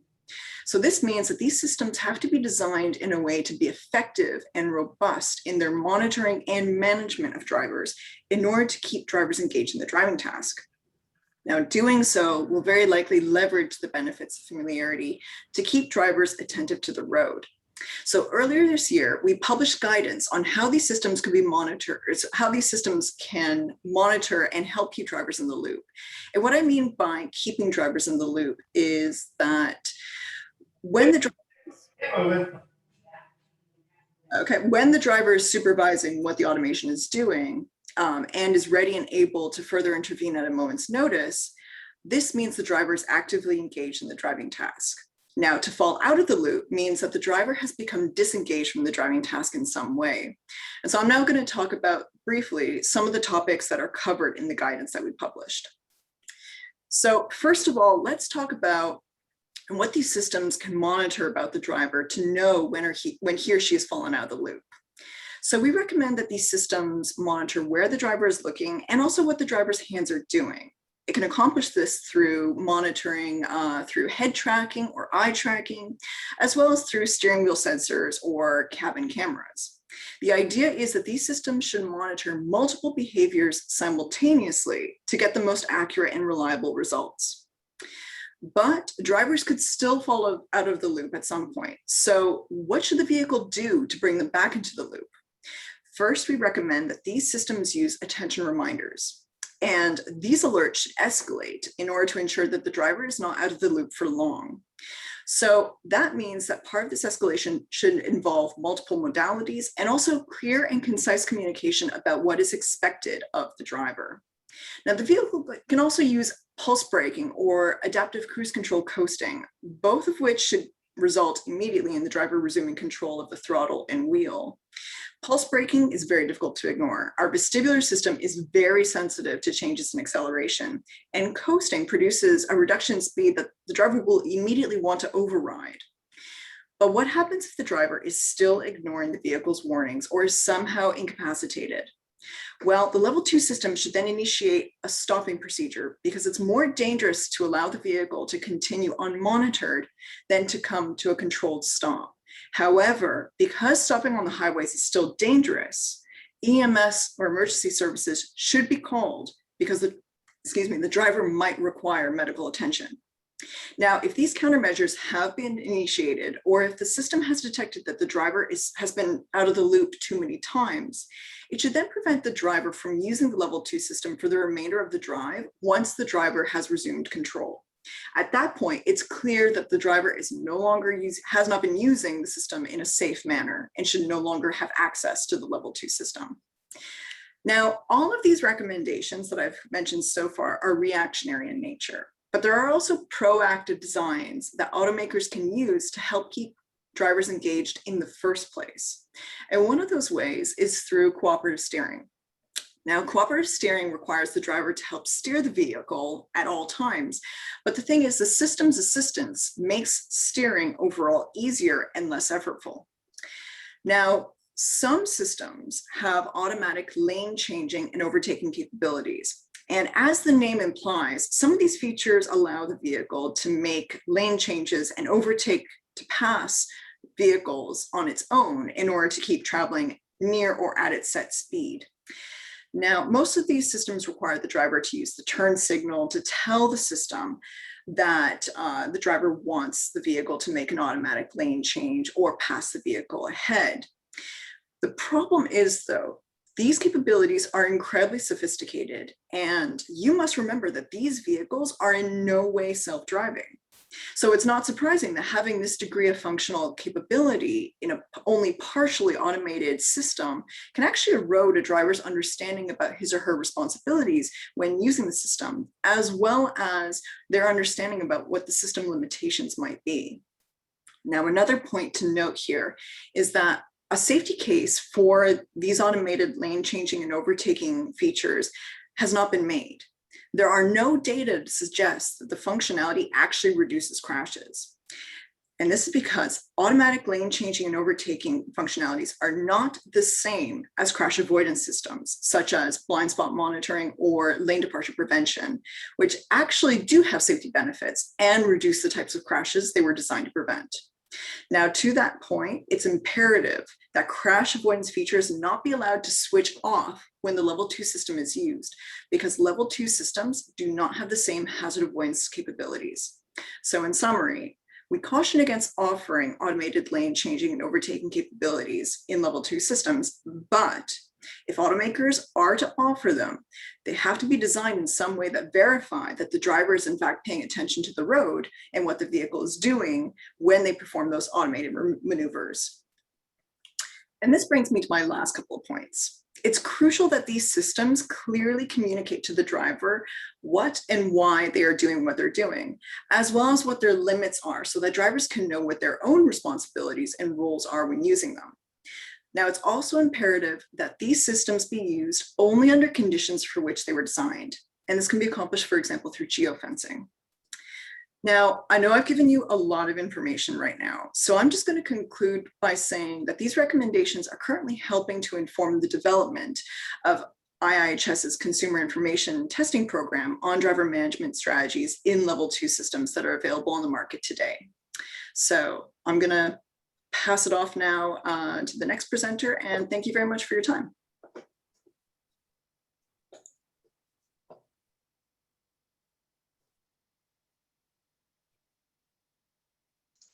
All right, so I think that's going to be from me. Hello, everybody. My name is George Ivanov. I lead international policy and government affairs at Waymo. It's great to be with the executive committee today and to present to all of you once again, this time to talk about Waymo's safety data and some of the publications that we've released over the last 12 months. So if you give me a couple of seconds here, I'll go ahead and present my screen.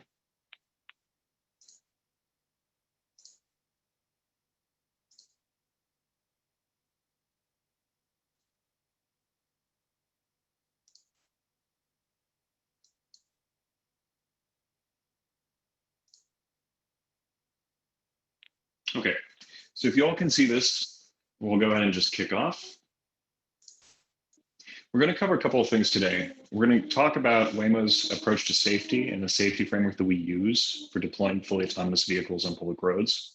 We're going to talk about our safety performance data that we've released in Arizona that underpins our confidence in the safety of our operations today, and the kinds of decisions that we make in terms of deploying our tech on public roads.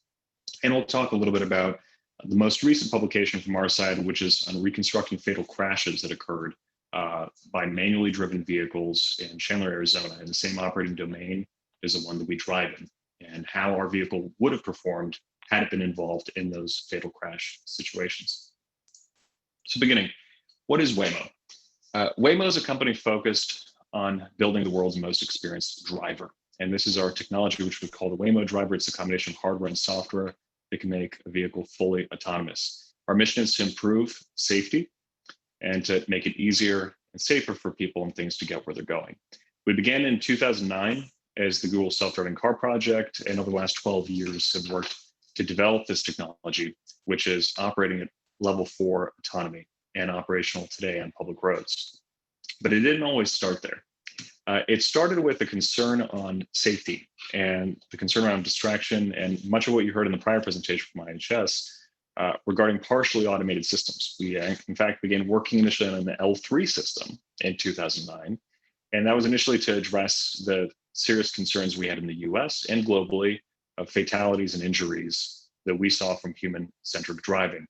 But we found very quickly in pilot programs that we were conducting back then on some of our early technology by 2012, that in fact, that human-centric approach to driving led to that overconfidence that Dr. Mueller just described for drivers, particularly people who were trained, people who were being monitored, people who were instructed about the limitations of the system. In a matter of days, we begin to overtrust that system. And I'm going to go ahead and just show you a little bit about what we're doing in Phoenix today, but to talk a little bit about that pilot in 2012. It ran for just a couple of weeks. It led to people who were distracted, looking through their luggage, doing their makeup, and ultimately culminated in a situation with a person falling asleep while they were driving down the highway on a public roadway. That's exactly the situation that led us as a company to make the decision to cease development of a partially automated system in early 2013 and pivoted instead to full autonomy. Given that the public expectation that these systems could fully operate themselves from point A to point B is something that we felt we had to match and something we had to develop for. And that's what occurred for the next couple of years until we completed the world's first fully autonomous trip on public roads in Austin, Texas in October of 2015. So today, we're operating the world's first fully autonomous commercial ride-hailing service available to the public in the greater metropolitan Phoenix area. This is across 50 square miles with hundreds of trips happening every week, and over 100,000 trips overall that have taken place for the last couple of years between the testing program and what is now the commercial service. It's people taking these cars to work, to school, for their date nights, using them as they would expect to use a ride-hailing service, but with no involvement in the driving tasks, sitting in the second or third row of our hybrid Chrysler Pacifica minivans that we outfit with our technology. Operating on 45-mile-per-hour roads with unprotected left turns and all the complexities of real-life roadway situations. This is really underpinned by the safety philosophy that we've brought to this process and the development of our safety framework over the last 12 years. The ultimate goal here is to really reduce traffic fatalities, reduce the severity of injuries, and carefully manage risk as we scale up our operations. And we talked about this in 2017 initially as the first company to submit a VSSA to NHTSA in our Waymo safety report, but we expanded on it last year in a publication of our Waymo safety methodologies that we issued in October. And the methodologies really underpin the process that we use to get to a deployment-ready decision for releasing fully autonomous software on public roads and making the case that that version of the software is ready to go. So when we published this, it was the first framework of its kind by any company that had actually deployed this technology, not just tested, not just tested on private roads or tested in limited capacity without the public, but actually level 4 technology with all the capabilities enabled for full deployment. We published this to really guide the industry discussion and the public policy discussions of what the level of safety should be for determinations to be made regarding deployment. But we also knew that just publishing methodologies alone wouldn't be enough to really suffice people's interest in understanding what the actual operation looked like up until the point of deployment in October of 2020 with the final service. So we also released a couple of complementary pieces. First, we talked about the portfolio of methodologies that we use. And what you see in front of you is a combination of hardware, behavioral, software, and operational testing pieces that go into making a decision that you are sufficiently safe. There's no single methodology, there's no single metric that's the one that's used. It's a combination of many that go into the final decision point, as well as a governance structure that underpins it. These are the pieces summarized in just a single slide, but each of these is a subset of what goes into making that decision, ranging from collision avoidance, verification of capabilities, behavioral competencies, confirming that you're capable of following the rules of the road, for example, incident response, fleet monitoring, supervision of the fleet, field safety processes, et cetera, all of which go into every single deployment decision that's made for a final software release. But we paired that with public safety road performance data. We took a year's worth of data from the year prior to making that deployment decision. And this is in a year when we were doing testing. So from 2019 to 2020, this fully autonomous service was being tested. It was not yet ready to be fully deployed. But we gathered data both from operations with a human driver and without a human driver and published what that actually meant in terms of high and low severity collision events and events that could have been collisions had a driver not disengaged. Now, just to provide some clear understanding of what happens when the vehicle is fully autonomous, there is no human driver to take over. There are fallback maneuvers and backup systems for the vehicle to safely pull over and safely stop. There's no exchange of control. And that's just something important to keep in mind here, because when you have a system with the driver, those functions aren't fully enabled. When you have the fully autonomous system, you have all of those capabilities at play. So we published 6.1 million miles of data, about just over 6 million with a human driver who could have taken over, even though the level 4 capabilities were enabled, and 65,000 of fully autonomous operation without any kind of human being. It included every contact-based collision that occurred and simulated events where we predicted that had a human driver not disengaged, a collision would have been likely to have occurred. The simulation that we use internally to do this is built in-house. This allows us to recreate the world around us with extreme levels of complexity and accuracy, and to recreate these kinds of situations over and over and over to verify what would happen, as well as to verify new capabilities that we introduce into our service and our fleet. So what were the key findings? The key findings were that out of 47 contact events that we detected, 18 were actual. The majority of those 18 were low severity events. There were no high severity events, and I believe a limited set of medium severity events. There were no injuries, and there were no fatalities.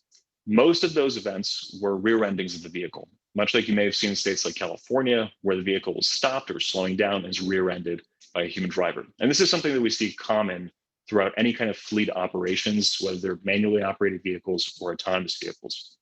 The other 29 events were simulated and were predicted to be low severity events had a driver not disengaged. And we believe that this kind of data really can help shape people's understanding of what that would mean. 47 events, both real and simulated across 6.1 million miles of driving in 1 year's time.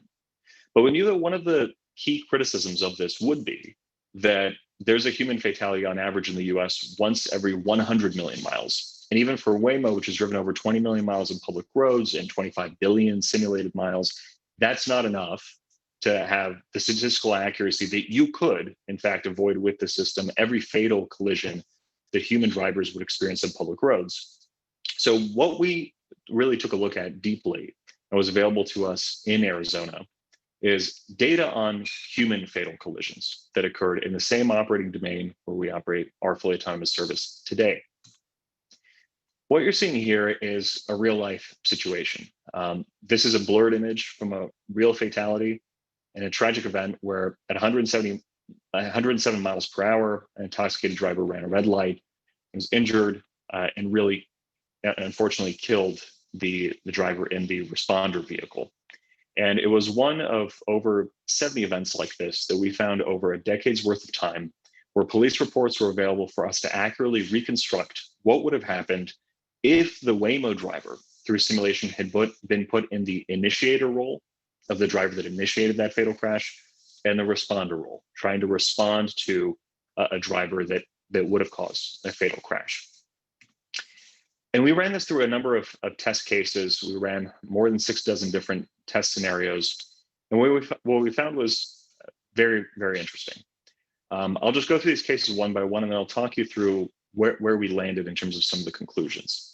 So in case number one, you can see traveling from the bottom is the initiator vehicle, intoxicated driver who ran a red light, and you have a responder vehicle approaching from the right side. Unfortunately, a collision occurs despite the responder having right of way, was hit.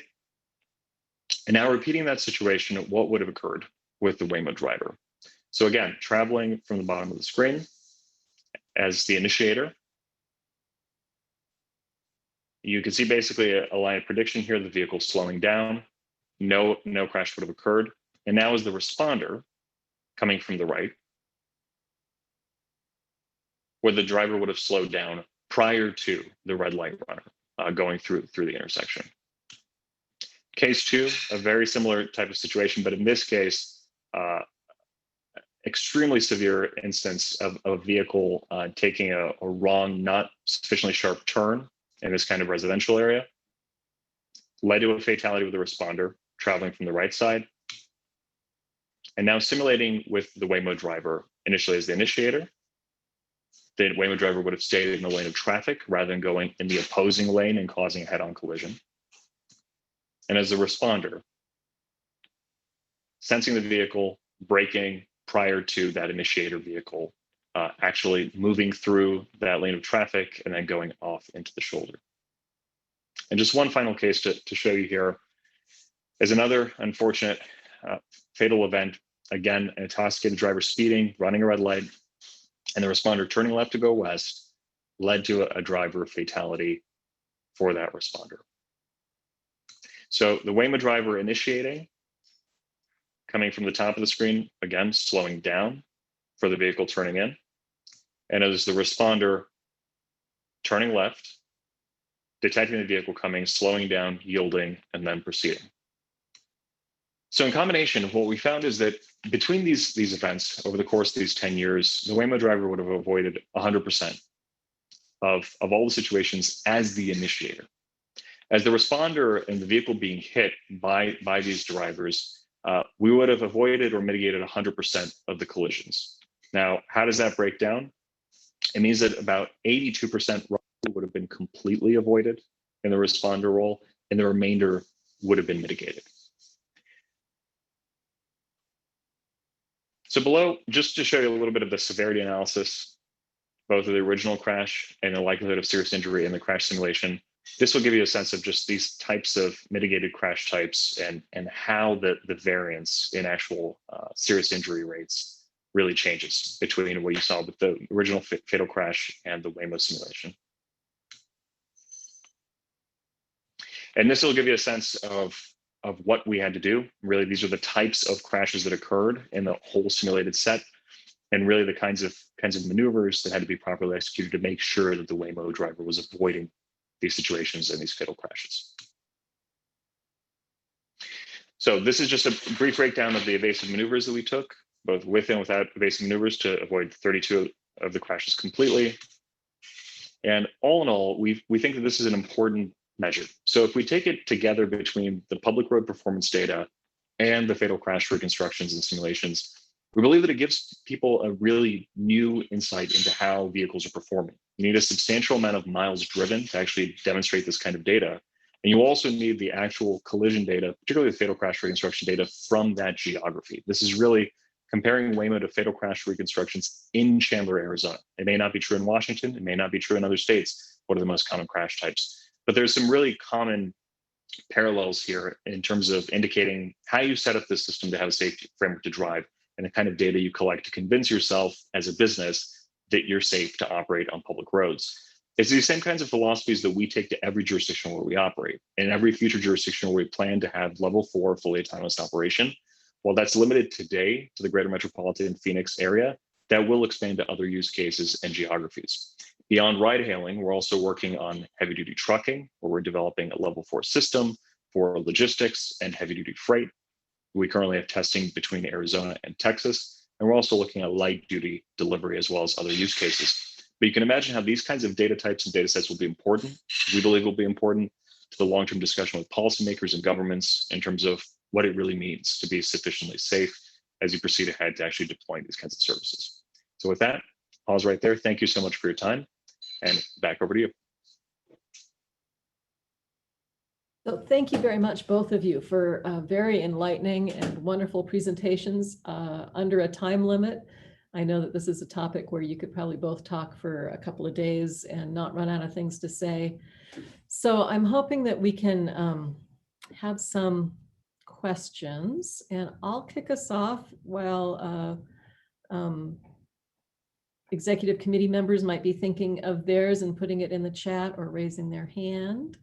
So my first one will go to Dr. Mueller, and you gave us some really good insight into that level 2 driving scenarios. And I guess my question is, and we heard about NHTSAs now requiring a little more data to be collected. So what kinds of data will we need to collect to determine if these level 2 vehicles are reducing or increasing crashes? And I guess a follow-up to that is, do you think the NHTSA data collection will be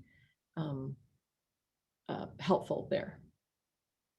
That's a really great question. And the reality is right now, in order to understand whether these systems have safety benefits, we need to know about the crash scenarios in which they're involved. And that means we need to know, are these systems on at the time of a crash, what they were doing, what the driver was doing at the time and leading up to the crash. And we also need to understand what is actually equipped on the vehicles themselves. Right now, there is no universal data VIN database of that basically anyone can look at to see what exactly is equipped on the vehicles. We don't know which vehicles based on their VIN are equipped with level 2 systems.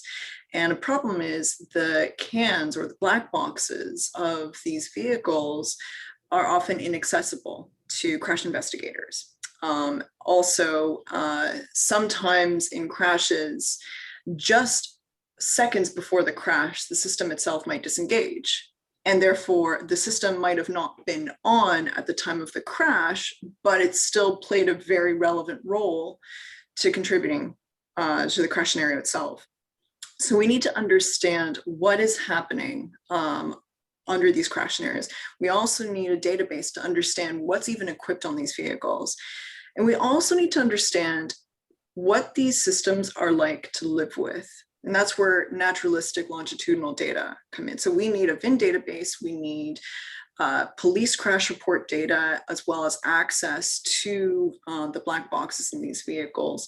We also need naturalistic observation data to understand, how do driver interactions with these systems change over time? Can this help us understand where the risks are that may not be present for some users that are present for others? Again, having shown that familiarity with level 2 systems is clearly relevant to understanding how people use these systems.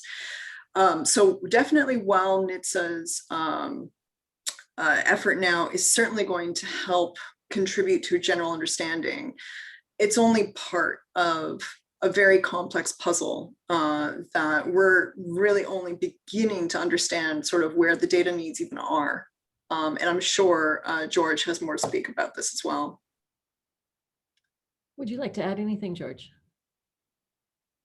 Sure, I would just add that I think consistency in collision reporting and collision reporting data has long been a challenge. I think one of the things I just described from the data set that we used for Arizona is that, simply put, that data that we thankfully had access to, there were public records that could be sought by Waymo or any other company, aren't available in all states. So the level of fidelity needed to actually reconstruct what occurred in a fatal crash is often far more limited. When we get into things like crash reporting, similarly, there's been a lot of inconsistency over the last decade in terms of AV crash reporting. I think we had seen some favorable movement in that direction through the Model Minimum Uniform Crash Criteria 5th edition that came out several years ago between GHSA and NHTSA. But I think this general order moves us further in the direction of some consistency. It wouldn't be necessarily the be-all, end-all of understanding how AVs compare to human drivers, where particularly the human driving data is far more limited. And oftentimes we're sort of looking at how do we create a balance. So that's just one thing I encourage folks to keep in mind, is that for AV companies, sourcing data on actual human collisions and fatalities is extremely difficult today. And the more we can get to some parity, the better it would be in terms of actually making apples to apples comparisons. Great. I'm going to ask one more question, and then I see that Augustine has his hand up and Representative Kloba has come on the screen. I'm assuming you have a question too, so I will get to both of you in just a second. So this is for George. As we heard at the beginning of this meeting today, Washington would like to be able to attract testing in Washington. So I guess my question is, would Waymo consider testing in Washington? And how does Washington's both environment, rain, snow, ice, fog, lots of hills and mountains, compare in how you would make that decision, as well as how our regulatory environment would compare, how you would prioritize that into whether or not you would come looking at testing in a state like Washington? Thanks for your question. I think it's a great question. In fact, Washington State was one of the first states that we tested in outside of California many years ago. So about 5 years ago, for rain testing specifically, which we've always found to be extremely advantageous. But much like we test in multiple jurisdictions for different types of weather conditions, whether it's testing in Detroit for black ice and extremely heavy snowstorms, or whether it's testing in Arizona, which initially began as testing for extremely hot desert conditions where you could reach 120 degrees, or testing in Death Valley, where we've tested temperatures so high that you could melt some of the sensors on the vehicles. Testing a consistently expanded set of operating areas, whether they're high density, low, extremely severe weather, low severity weather, is extremely important to make sure that the driver that we're building can actually operate one day, we hope, on a global scale. So from the perspective of the question of what would help Waymo test, the weather environment is definitely a big boost, and one that's been favorable for a long time for rain testing in the state of Washington. But the policy environment has also been favorable. And I would say that the Washington State, from very early times between the EO and some of the work by Representative Hudgens and others, has really helped build a pathway towards favorable policy that we don't necessarily see in other jurisdictions, whether it's in the US or around the world. So I would say the path is there, but the technology will still need to catch up. And for a company like Waymo, it's making sure that this can commercially operate and that people are actually using this tech in scaled ways before we go to other jurisdictions and then try to recreate it and scale it further. Thank you. Thank you. Kurt, you've had your hand up first. I'll go to you. Perfect. Thank you. Mine's more of an observation than a question. I think Dr. Mueller used the phrase complex question or complex puzzle, and I just kind of wanted to layer another complexity on that.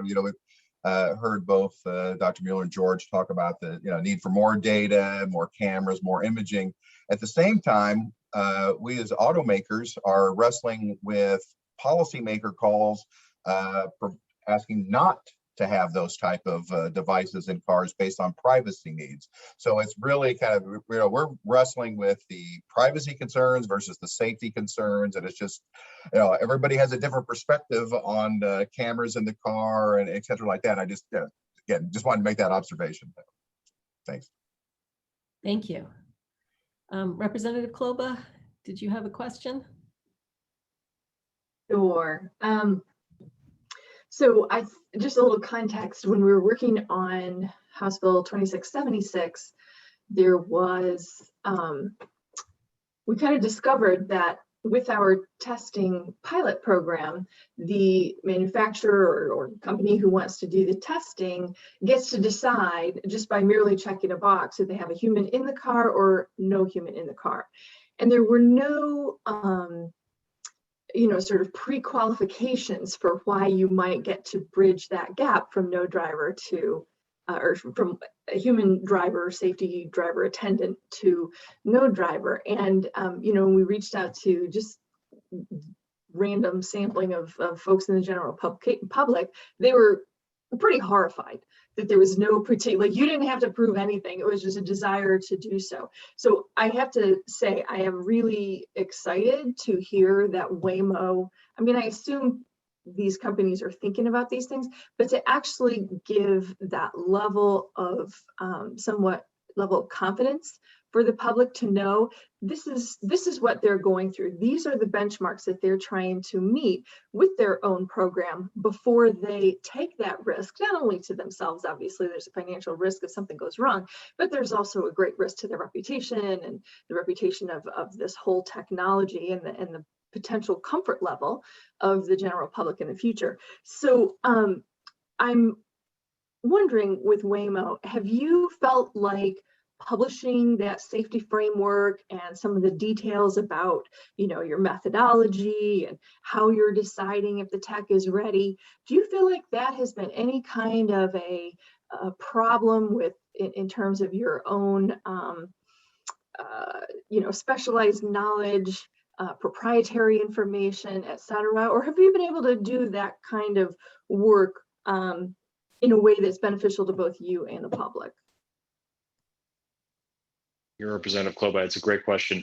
I think foundationally, all of what we do is built on trust that our employees have and what we're doing to make a safe decision, trust that our riders have in terms of keeping them safe, and trust by the public that we're being thoughtful and deliberate in the actions that we're taking to incrementally get to scale deployment.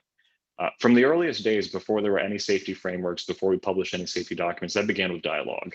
And often years of dialogue with the communities, the states, and the federal officials responsible for the jurisdictions where we were testing, and today where we're deploying. For us, it's meant the overlapping levels of authority that entails, whether it's federal enforcement authority and defect investigation authority, whether it's state authority over motor vehicle operations or fleet types or ride hailing, and local operations and authority over things like parking spaces and congestion, taxes. So it's been the mix of all of that for us has created really pathways for dialogue and to share really progress updates of where we are. It's meant that at different levels of government, obviously different expertise is needed in terms of understanding which of those policy issues we can help address with the information that we're providing. And I think we've been pleased to see that both states and the federal government have increasingly expanded the capacity of people who really have an understanding of autonomous vehicle technology over the last couple of years. In the early years, that was a big gap. So when you release content like this that we're talking about today, which in combination, all three of these papers are about 130 pages, it really wouldn't have meant that much to people. Today, people are actually engaged, they're active in the debates. And that's not just true in the US, it's also true abroad. So I think we're thankful to see that happening. And I would presume at this point that the reason you may not be seeing as much of that in Washington State today is because those deployment decisions haven't happened yet. The companies haven't yet reached that point to convince themselves that they're sufficiently safe to remove drivers, much less convince anybody else externally. And we consider those really as two sides of the same coin. You can't have one without the other. And we expect that that'll happen eventually, but it will take time. Thank you. Thank you. Zach, you kind of came on for a minute. I'm wondering if you had a question. Nope. Okay. So I'll ask the next question. This is for either of you. In Washington, traffic deaths for walkers and rollers have been increasing over the last decade to the point now where they make up 20% of our traffic deaths. As Traffic Safety Commission, it's a big concern for us. There's already a very complex environment with lots of visual clues and nonverbal communication, how people interact. So I'm just wondering how you anticipate near-term and long-term. Brenda, I think maybe you could go on mute for a minute. I'll call on you next, okay? Long-term, let me ask that again. How do you anticipate both near-term and long-term AV technologies navigating these complex environments and being able to keep people not just in the vehicle, but outside the vehicle safe? And well, I'm sure George is going to elaborate on this, but there is definitely an opportunity for vehicle-to-vehicle communication as well as vehicle-to-infrastructure communication. One technology that has promise, at least, is left turn assist, particularly with intersection navigation. And of course, infrastructure itself designed in a way that is focused to the safety and navigation patterns of vulnerable road users such as pedestrians, cyclists, and so on. There are left turn hardening infrastructure strategies and also automated enforcement, which although it is a contentious issue, it has been demonstrated to have efficacy in terms of reducing crashes with these particular road users. But George, you have at it. Sure. I think there are a couple of factors related to some of the discussion we've already had. And when you get to that deployment decision, you're looking at the test data that you have to actually proceed ahead. The test data has to reflect the actual operating area where you will deploy.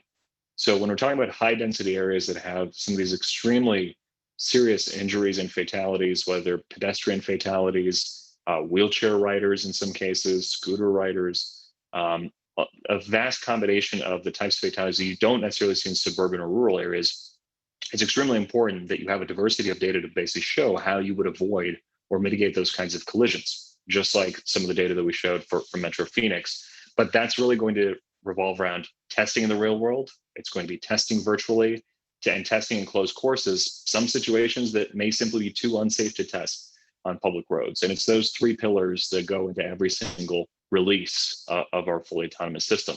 So once the systems are ready, they have to have the data to really back up that those kinds of most common collision scenarios can be avoided and mitigated.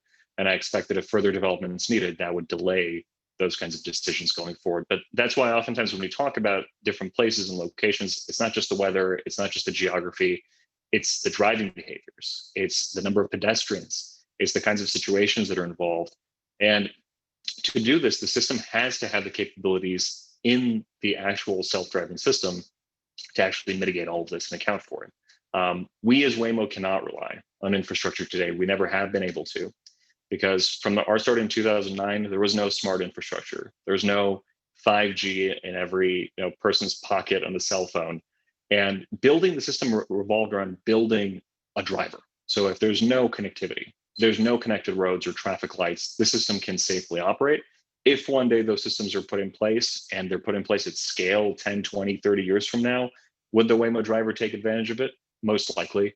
But today, much like human beings, we have to basically train the system as a driver. And today, that means the system we have operational right now on public roads, Metro Phoenix, has more than 1,000 years of human equivalent experience of driving. One day in the future, could it use connectivity? Maybe, but it has to safely operate right now. Representative Klob, well, let's see. Representative Shoemake, did you have a, no, okay. Representative Klob, you have a follow-up or another question? Yeah, it's a little bit of a different question. I thought it was very interesting that some of, or most of the kind of examples, George, that you were talking about where you'd run the simulation based on real live crash data. And I think at least 2 of the 3 involved not only an inebriated driver, but also very high speeds. And so we assume, I mean, I hope that a level 5, you're not going to get inebriated, you're not going to be falling asleep. There's not the inattention kinds of difficulties we have with a human driver using like a level 2, 3. But what are some of the other simulations that you're doing, and you know, other problems that you're trying to overcome to help us understand like the thoroughness of your testing situations? It's a great question. In our 2017 safety report, we included an appendix that included all the categories of typical behavioral competencies expected of a human driver that we test for in our AV. These are baseline categories which we generate thousands of scenarios from. And we also included high-level categories of collision avoidance scenarios. These are really stemming from the national top most frequent types of collisions that we see in the US. And as you saw in Chandler, we can analyze at the level of Chandler, Arizona, and some of the surrounding cities, but recreating and making sure that those can be avoided. But beyond those, we have real scenarios that we see on public roads from every single mile of driving that we do. We've had wrong way drivers who would have hit the side of the vehicle. We have frequent red light runners. We've had wrong way cyclists. Situations oftentimes that when you see them replayed are absolutely terrifying.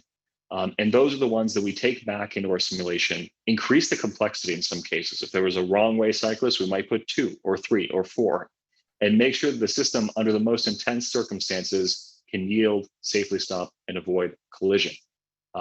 That's the key for us, is to make sure that we're increasing the complexity as much as we possibly can. So the situations in the real world, which can't all be predicted, the system can safely stop and not proceed, which is the #1 action it's trained to take before it ever makes any kind of driving maneuver. The other piece is making sure the technology is advancing at a rate of being able to detect these situations from further and further out. When it began in 2009, the sensor technology for these systems, whether it's LiDAR, cameras, or radar, wasn't good enough commercially to give us the fidelity that we felt we needed for fully autonomous operation. So the off-the-shelf parts that we would purchase back then had, let's say, 150 meters of range total. And that led us to really developing these systems in-house to get higher fidelity. So the system today, the combination of those sensors see over 300 meters of range, over 3 football fields away, and all overlap one another. So there are no blind spots anywhere around the vehicle. If one type of sensor has a deficiency or malfunction, the others can compensate. The system is designed to safely pull over. And it involves building some of those systems to safely pull over. That you don't necessarily see in ADAS or L2 systems, to make sure if there's any fault of the vehicle, whether it's low tire pressure, whether it's a seatbelt that wasn't buckled, those kinds of situations can ultimately be detected for a safe pullover event. So all of that goes into our decision making, but ultimately we understand the challenge in really abstracting that for a policymaker level decision. Yeah, I think that, you know, as I'm listening to both of you discuss where we're at right now and what we might need, I think it's interesting to hear Waymo talk about everything that they put into testing and understanding. And then I think there's complexity about, you know, because Waymo's done this, can we count on everybody else having done this too? And I think that's where it gets really tricky. Steve, Gordon, I see you have a question. Thank you. Hey, question for George. So one of the things that strikes me in the discussion around regulation and testing is that it seems to be kind of a patchwork quilt of state-by-state efforts. And, you know, most all of us drive on an intercity, interstate basis, and there's a fair degree of inconsistency in signage and and signaling and other things between locations. how do you guys view that in your efforts to come up with, vehicles that can travel between markets, between states, and in different weather and topographical conditions? It seems to me like that's a challenge, but I'm just curious from your perspective on the development side, how you see that playing it out and how you see the federal coordination playing a role and how that is working so far. Thanks. Thanks, Steve. That's a great question, and this is really as a question that I think speaks to the differences in some of the federal and state roles and how companies like Waymo have to rise to the challenge of all of this. And part of it is having the baseline of what's safe enough. We've really appreciated the work by the federal government on looking to the future in a recent ANPRM on ADS safety and what that would entail in future rulemaking. We were pleased to supply comments on that in terms of how, for example, federal safety cases could be created going forward that really package some of what I'm talking about today, but at a federal level. But when you get to the state and local jurisdiction level, some of what I talked about with geographies really becomes extremely complex when you get into how do you convert tens of thousands of rules of the road into driving behaviors for these vehicles. But we actually think there's no way of getting around that. In my international capacity, I talk to governments from all across the world. The UN is involved in an effort right now to try to harmonize over the next 10 years some level of baseline laws to achieve cross-border travel of AVs. But we're fortunate in the US that cross-state travel is already available. But the expectations and requirements of for those human drivers today are being translated and have to be complied with by the AV companies. So whether it's the expectations of a human driver in Washington State or California or Arizona or Texas or Michigan, we have to build in those capabilities to make sure that we're compliant, that we're not being pulled over and ticketed and basically found to be deficient in meeting those rules of the road. One example that I give people that's fairly small, but indicative of how easily human beings today can miss changes in some of these things, is the requirement in California several years ago that provided a 2-foot buffer gap between a moving vehicle and a cyclist. And that 1 year was changed to 3 feet. So Waymo had to build in that change. Whether human drivers actually were trained to do that and trained the law changed, we don't believe that occurred. But for a company like us, this is a part of the process. And will that complexity be extremely high if you're doing that for every jurisdiction globally? Yes, but we don't think there's any getting around that. We're not advocating for changes to rules of the road just for AVs. We're not advocating for special lanes. We're going to be sharing roads with human drivers for decades to come, if not longer. And that really means that we have to play by the same rules. So for us, that's one of the ultimate driving tests that we often see just doesn't get enough attention here. The companies have to show that they're really capable of complying with those areas. Thank you. I am noticing on my computer it says 1:08, so we have 2 more minutes, and I'll give the last question to Representative Kloba. All right, well, sorry if I'm sort of hogging this, but I've been cogitating, George, on your answer to my previous question. And, I find human behavior, particularly human driving behavior, to be quite perplexing on almost a daily basis. And so, if I, as a very complex brained human, have a hard time understanding human behavior and predicting human behavior, are there things that your computer still has trouble figuring out? I mean, I do understand that the sensors are better and probably better than my eyesight and perhaps better than my reaction time, and so that's a helpful thing. But are there other things that your driver that you're creating is having a hard time figuring out? What are like the real thorny cases? Yeah, I think one of the core challenges that companies balance in this space is aggressive versus defensive driving, and how humans make decisions to take an aggressive maneuver. So a common example that's come up in a state like California is, I mentioned complying with the rules of the road. The state often talks about times when you may need to violate the rules of the road in order to keep people safe. So for example, going at a higher speed than the rate of traffic in order to safely merge into a lane of a highway and then slowing back down to the actual speed of travel. Now, a Waymo vehicle is equipped and capable of doing that. Is that something that we could have really performed successfully in the early years? No. We didn't do any kind of on-ramp or ramp-based exits with the early systems, and that's a capability that had to be included.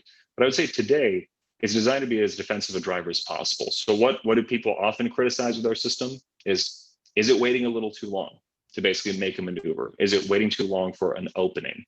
And that's typically where we get complaints, but we also get complaints for things like driving the speed limit, where we get praise from policymakers and complaints in some cases from the public. So there's a fine balance of trying to match those expectations, but the priority for us is to avoid collisions. So if it's going to mean the vehicle is going slower or taking longer to make a decision than a human driver, we would err on that side until there's actually statistical confidence that we can take a behavior in a slightly different way. I'll give you an example of another improvement that we had to make in the early years. We found that, for example, immediately hitting the gas when a red light turned green was something the system was capable of, that human drivers typically take about 0.8 of a second to actually accelerate after they detect a green light. The vehicle could do it immediately, but we actually found that it was unsafe because it was within that first 1 to 2 seconds that we actually saw the most red light runners. So we had to actually delay the system's behavior for that and make sure that we weren't actually proceeding as fast as we could, because the human drivers that we were in the environment with just would not acknowledge that or necessarily give us the right of way. All right. Thank you very much, both George and Alexandria. Really found your presentations and your answers to questions very enlightening and helpful. Thank you for your expertise, and thank you for doing what you're doing, continuing testing and looking for safety. I think as we think about an AV future at that level 4, level 5, it is the improved safety that we're all after primarily. So thank you very much, and I'll turn it back over to Jim. Thank you so much, Shelley. Thank you all for your presentations. They were very enlightening. Next, we have the American Association of Motor Vehicle Administrators Automated Delivery Vehicles and Devices White Paper. We have Brian Ursino, Director of Law Enforcement at AAMVA, and Daniel Ye, Manager for Vehicle Services, Iowa Department of Transportation. Brian, are you there? I'm here, Jim. Can you hear me? I can, yes, sir. Outstanding. Thank you for that introduction. Just to give myself a little bit further self-introduction, prior to joining AMVA as Director of Law Enforcement, I did serve 30 years with the Washington State Patrol, the last 5 years as Assistant Chief. So it's always a pleasure to talk to my Washington State peeps, if you will. So thank you for having us. I am with AMVA now. Recognize the last name, Brian. I'm sorry? I recognize the last name. Oh, you did? Okay. I've been around. For anyone who's not familiar with AMVA, the American Association of Motor Vehicle Administrators, we are the association that represents all the motor vehicle administrations, or DMVs, throughout North America, United States and Canada, all 69 states, provinces, territories. We also represent all the state police and highway patrol agencies in the United States, as well as the provincial law enforcement agencies. So that's what AMVA is and who we are. I'm going to share my screen, and I just have a couple comments to make before I turn it over to Daniel. Let's see if I can get this to show correctly. Let's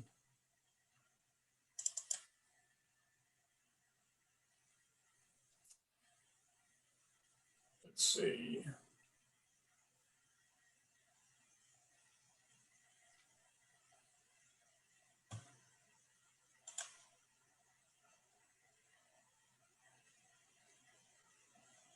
Well, I'm not able to get it into a presentation mode, but are you seeing the slides?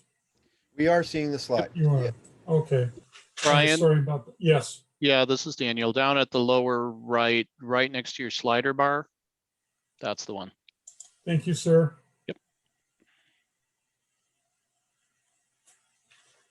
And We lost you, Brian. I think maybe, do you have 2 monitors? I do. Yep. You need to turn Zoom off for multiple monitors. Well, unfortunately, I'm not a Zoom user. We use Teams where I work. Trying to figure that out. Let me just escape. Brian, I'm seeing it now. I wonder if there was just a slight delay. Okay. Well, let's just go with this. Are you seeing the slides again? Mhm. All right, my apologies, folks. All right, so all of you have heard, most of you at least have heard Amber present before. I just wanted to re-expose you to our Edition 2 document, Safe Testing and Deployment of Vehicles Equipped with Automated Driving Systems. These are the guidelines we publish for jurisdictions who choose to regulate in this space. We don't, we're a non-regulatory association, so we don't mandate anything, we recommend. So these are a set of recommendations to those jurisdictions or states that choose to regulate and how they should do it.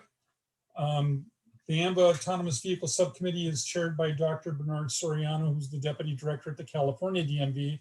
You all probably are aware of Dr. Soriano. Our Vice Chair is Mr. James Fackler from the Michigan Secretary of State's office. Myself and Paul Steyer are the staff subject matter experts assigned to the subcommittee, and we're made up of approximately 20 other members from throughout North America, such as Daniel, that come from various state agencies to bring subject matter expertise to the table. But what we've been invited to talk about here today is not our parent document, if you will, but we just recently issued a white paper on automated delivery vehicles and devices. Daniel served on the subgroup of our subcommittee that were the chief architects of this white paper. So without any further ado, I am going to turn it over to Daniel. And Daniel, you can just tell me as you want me to advance these slides. Great, thank you, Brian. Again, my name is Daniel Ye. I'm the Director of the Central Programs Bureau with the Iowa Department of Transportation and a member of this AMVA subcommittee. On behalf of Iowa, we sarcastically thank the state of Washington for sending your 100-degree heat our way. We're getting it for the next 2 days. Within the AMVA committee, again, all of us are essentially volunteers from our state motor vehicle agencies to participate on these committees. We do have the opportunity to learn along with our colleagues and to be able to talk to people within the industry.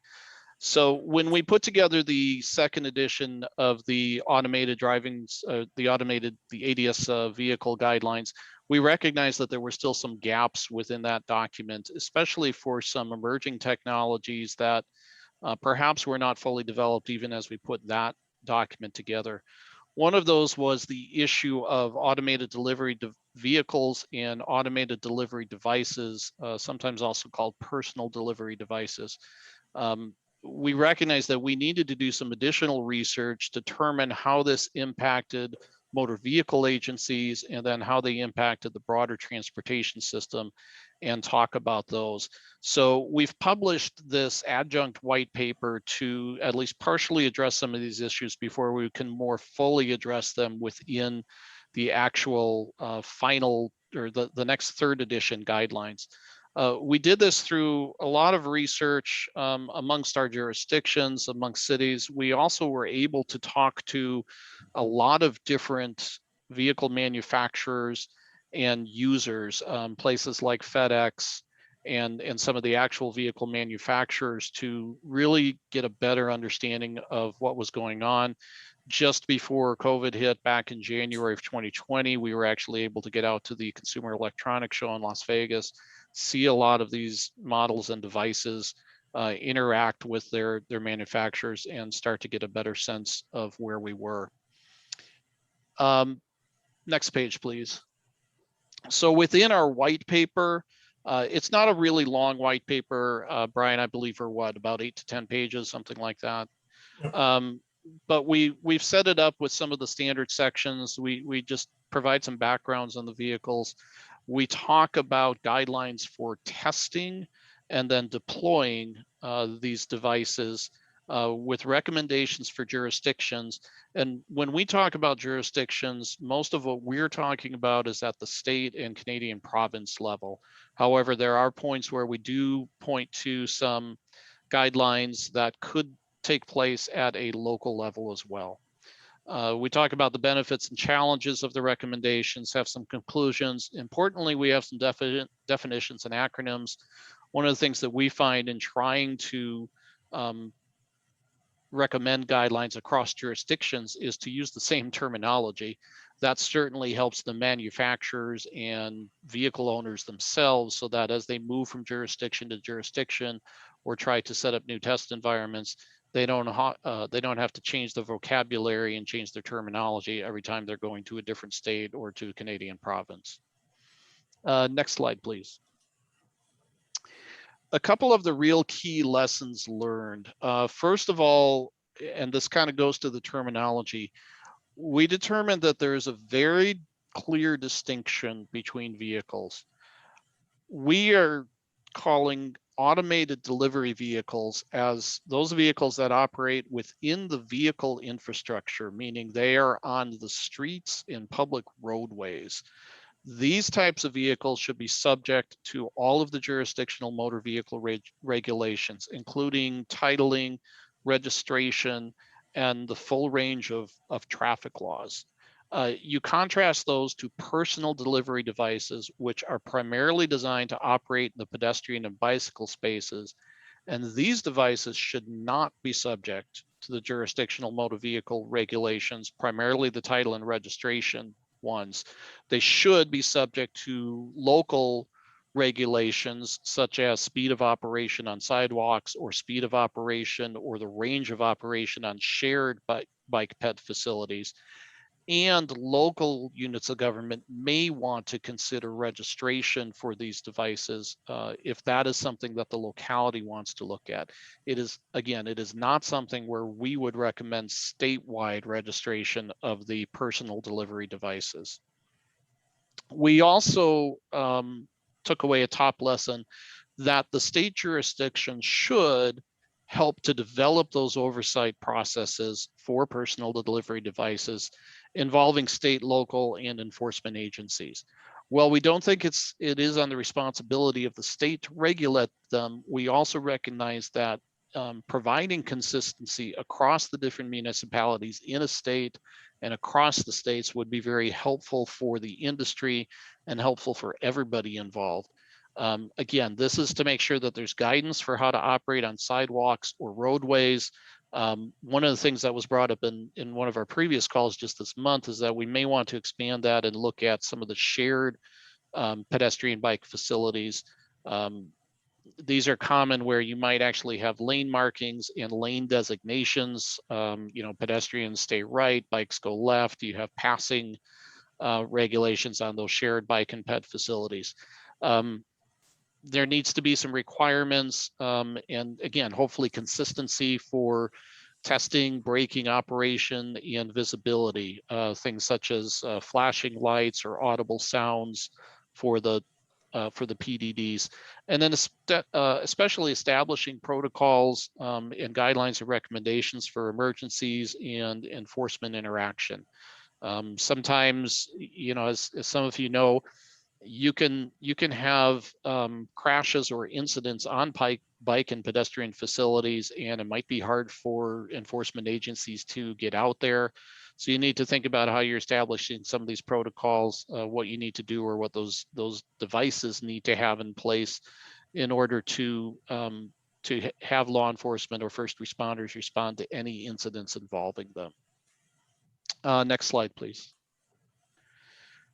Again, our subcommittee is trying to keep pace with the evolution of technology.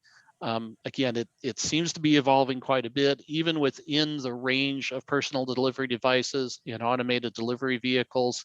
The lines sometimes get a little bit blurred, but we're trying to maintain that delineation where we can. I guess I neglected, for instance, to mention some of the samples of these, but the automated delivery vehicle, probably the best and most well-known example is the Neuro vehicle that is operating in California, and that many of you have probably seen on the nationwide Domino's pizza commercials.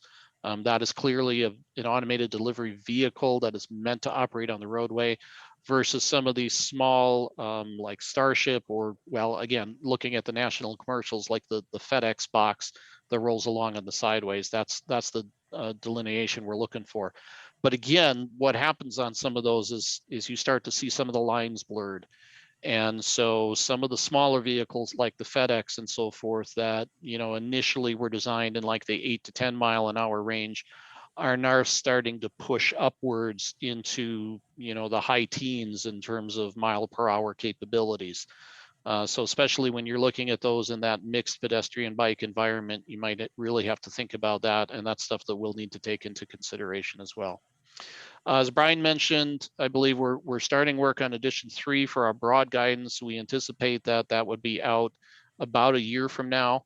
Again, it's looking at all of the situations that we have for regular, for I guess almost you'd call them conventional autonomous vehicles, as well as for these freight delivery vehicles and the personal delivery devices. So with that, I think both Brian and I can take questions from you. Thanks, Daniel. While the audience might be thinking of a question, the only thing I'd like to add is there's one other white paper I'd like to mention. In addition to the one Daniel just presented, we also did a white paper specific to distracted driving as it relates to automated driver assistance systems. So in other words, if there's a level 2 or 3 vehicle out there with a self-driving or autopilot feature engaged, and the person is holding their cell phone, well, let me back up. If there's a trooper observing someone on the cell phone, how does that trooper know whether or not they have the self-driving feature engaged or not? How do they know they're in violation of the law or not? And so we wrote a white paper to address that and some other issues specific to distracted driving. And we also included some model legislation to help jurisdictions enhance or strengthen their distracted driving laws. That said, and I'm not just saying that because I'm from Washington, but Washington State is recognized as having one of the strongest distracted driving laws in the nation. So I'm very proud of that for you, and thank you all for that. So like Daniel said, if there are any questions, we're happy to take. Daniel's happy to take them. Thank you so much, gentlemen. We appreciate your presentation. I do have a question from Bryce Yaden. So Bryce.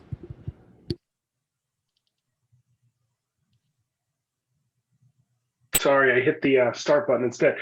Thanks for your presentation. I was looking over your white paper before, and you guys kind of seemed to hit on it without ever calling it out. So I'm kind of asking about equity and how this impacts or what you all are thinking in terms of sidewalk width.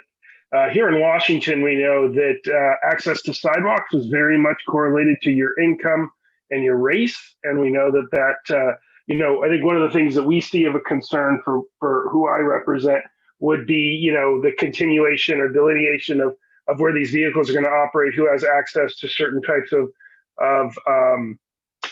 commerce and stuff like that. And then where are the resources going to go towards fixing sidewalks or adding sidewalks, and how's that going to go about? I know it's kind of outside the purview, but have you guys started thinking about how we can answer that question? Because for these to work, we really do need sidewalks over probably 6 feet, closer to 8 or 10, which is what most downtown areas are. What are you guys putting in and thinking for the next white paper to start addressing some of those so we're not seeing rapid growth in equity concerns related to these? Mm-hmm. It's a very good point.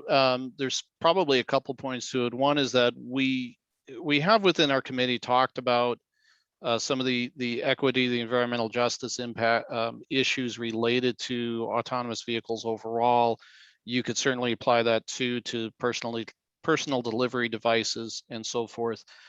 I think it probably plays into the second part of this, which again is where we think it's really important for the jurisdictions, especially at probably the state DOT level, to be really thinking about how you incorporate devices or vehicles like these into full planning considerations, again, with the environmental justice, with the equity considerations as part of that.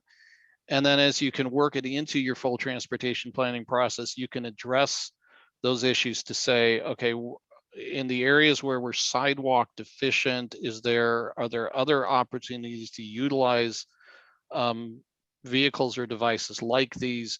Can you create or allow them within the shoulder environments, such as you might do for other types of pedestrian-oriented vehicles? And if so, how do you do that safely? So I think that that type of information, that type of encouragement to incorporate this into the planning processes, we can look at. Iowa happens to be one of those states where our motor vehicle agency is embedded within the state DOT. So for me in particular, those types of connections are easier. I can very easily pick up the phone or essentially go up to that office and talk to them about that. And we've been able to incorporate that together. I think one of the challenges might be in those states, and I apologize, I don't know how Washington is organized, where there is that separation between the motor vehicle agency, between the state patrol, between the transportation department, that is largely responsible for planning. So those are all maybe things that states need to really consider, and how to bring those agencies together so that, again, we in the motor vehicle agencies might not necessarily have the purview over how PDDs operate, but we can certainly provide some support and some input into that planning process. Thank you for that answer, gentlemen. Other questions or comments? Anyone have their hand up? I don't see anyone. Going once? Going twice? Okay. Thank you so much, gentlemen, for your presentation. We appreciate that. And we'll go ahead and move on to our next item. Thank you. Exec committee members, please go ahead and turn on your cameras. And we're going to have a conversation now, open forum. So any member of the committee who wants to introduce an item or talk about an item, please, the floor is yours. Just need to be recognized.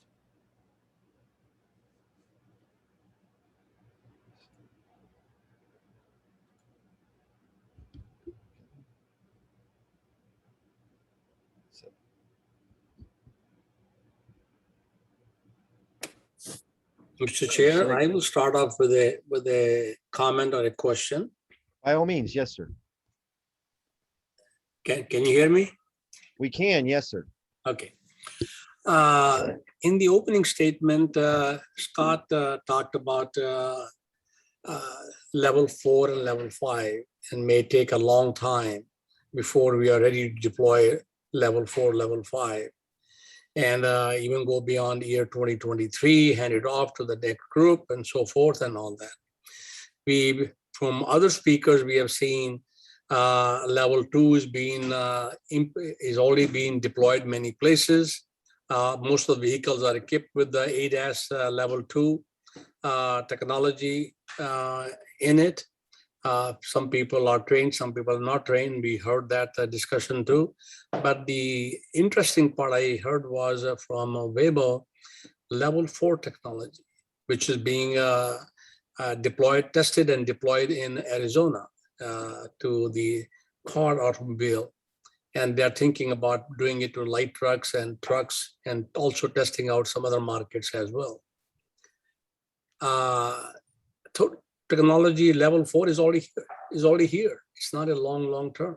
Maybe 5 is a long term. And maybe we all might need just level 4. Do we need level 5? If we go to level 5, we might see carts and buggies on the roads and people jaywalking everywhere.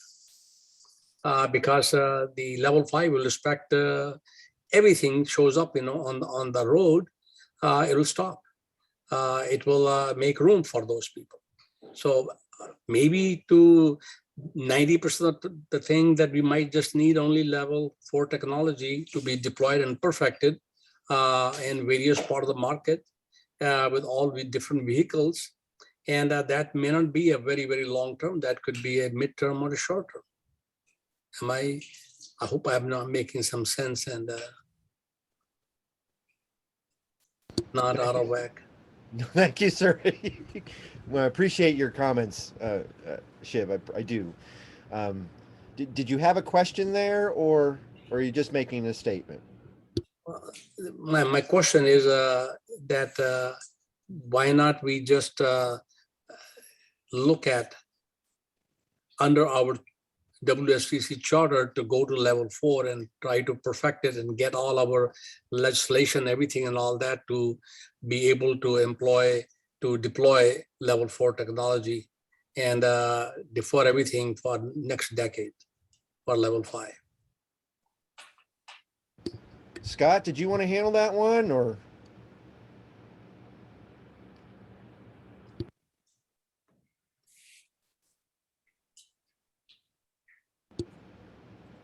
Anyone want to handle that one? A lot of questions are raised, so maybe I hope you can see, Mr. Chair. Yes, sir, I do. And I wanted to know if Scott wanted to handle that question specifically about the level 4, level 5. I honestly believe industry is going to drive this, and government has to be a partner, but at the same time, we're not going to be the ones deciding level 4 and level 5. I think that's going to be technology driven and based on, advances in technology and machine language, so forth and so on, video cards, all that type of stuff. So I honestly believe that level 5 will be here. Yeah, I think it is a Herculean attempt to get there within the next decade. So I'm figuring 15 to 20 years for level 5, but it could be sooner. And you are correct. We do have a level 4 vehicle operating with Waymo in the Chandler, Arizona area on a limited track. So that's one of the things that we have to be mindful of, right? It can't go everywhere. So again, this is an open discussion, folks. Committee members have items. Representative Klobuchar, I understand you have your hand raised, so I'll call on you. Great, thank you. So I think in this state, we're kind of early on regulating the PDDs. And basically that's, an autonomous vehicle that transports stuff. And whether that's a pizza or groceries or, office supplies or what have you, is typically on using pedestrian infrastructure. And that's a pretty low risk operation. And then we have, what this group has really focused on, which is vehicles that we think of either as cars or buses or trucks, shuttle type vehicles that are primarily to transport humans, right? And then this last presentation was interesting to me because it talked about the, what are they called now? Automated delivery vehicle. Now, that seems to be operating in a space that we haven't really contemplated in this state, whereby it is operating on the streets. You see the Domino's commercial where it's, avoiding the pothole or something, so it's clearly on a street, but it's delivering not humans, but stuff.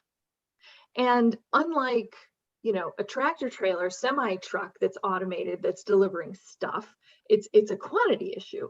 And so and maybe there's I don't know the correct way to assess the thinking of this group, but is there any desire or feel like we have an obligation to address those automated delivery vehicles within our legislative framework, and thus maybe starting that discussion within this group? I think you bring up a really good point. Do we have SDOT here? Do we have city's representative? Because I really, when we start talking about curbs, sidewalks, and gutters, we're talking about really a city responsibility. Although I'm sure this, obviously the legislature helps us in that process and everything else. In my other role as a city councilman for the last 18 years in Sunnyside, I can tell you I put in a lot of sidewalks. The last update we did in 2011, we spent $6.5 million on our downtown core upgrade, and we ensured that we had extra large sidewalks so that we could prepare for things of this nature in the future. So I think that's where that discussion needs to go. But I'd welcome other conversations as well.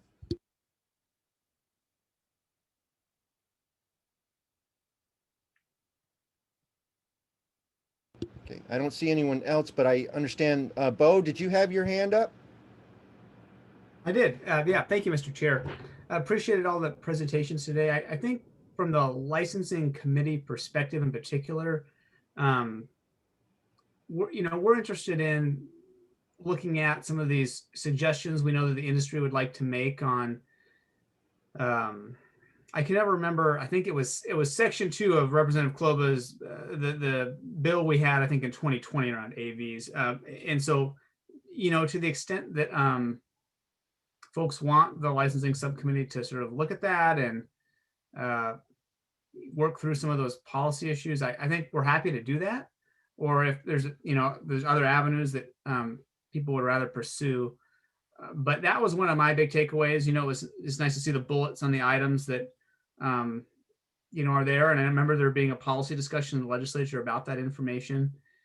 So I certainly want our subcommittee to be of value to the committee, particularly before we get into the legislative session again and bills will be introduced. So I just wanted to throw that out there if that's of interest. And I totally understand if not, but it seems like one issue that maybe we want to take a look at. Thank you, Bo. Other questions, comments?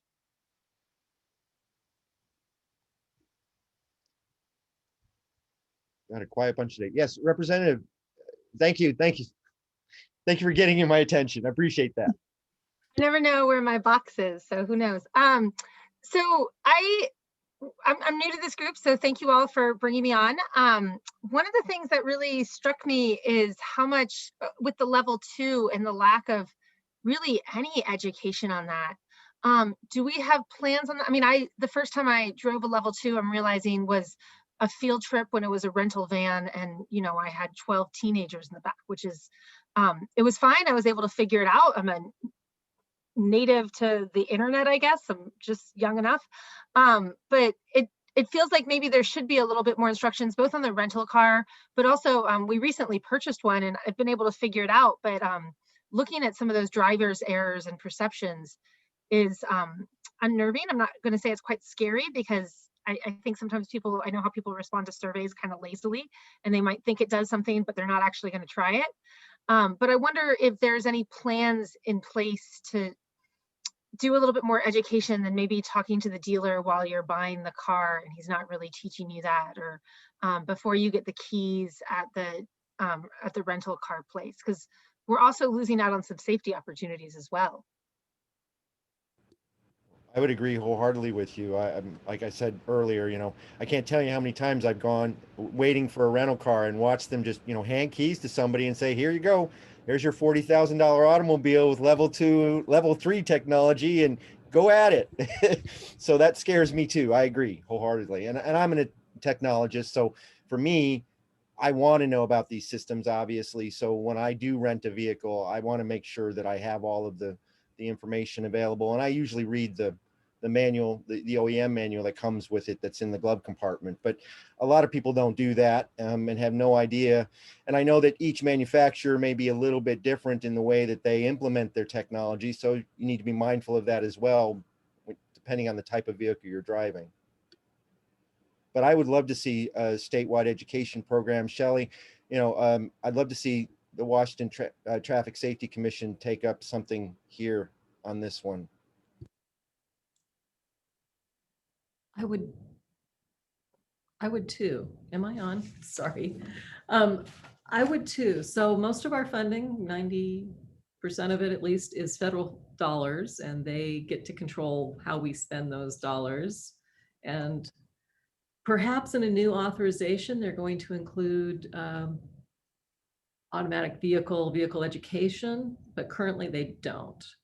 So we could certainly, we have the knowledge and the infrastructure and the ability to work with partners, reach out to rental agencies. And, I think it's probably more of a federal level to reach out to car manufacturers and say, please provide some of this training. We would love to be able to provide some, but of course, campaigns cost money. Yes, they do. So it sounds like we need to send you money. Another question about this, is it included in driver's ed at some point? Like, are at least the new drivers learning something about this, or? Question. Bo, can you answer that? I'll have to double check it, but I do believe, and Shelley, you may have more recollection than I do, but I believe the new curriculum does cover some of these systems, but I can check and get back to you on that. I can actually answer that. It is part of the required curriculum. There is a little bit of a challenge right now because we're not sure it's really being delivered well because there's not a lot of good materials. So that's actually something we're going to be working on, is to provide better materials for the driver's ed classes. But it is part of the required curriculum in driver's ed. It's good to know. It's one of those areas we can. I wonder if we're going to offer a refresher course for adults who don't already have their driver's license and would just like to actually go through the course to see. Yeah, I agree with that a lot. I recently purchased a level 2 vehicle, and we spent 15 minutes at the dealer.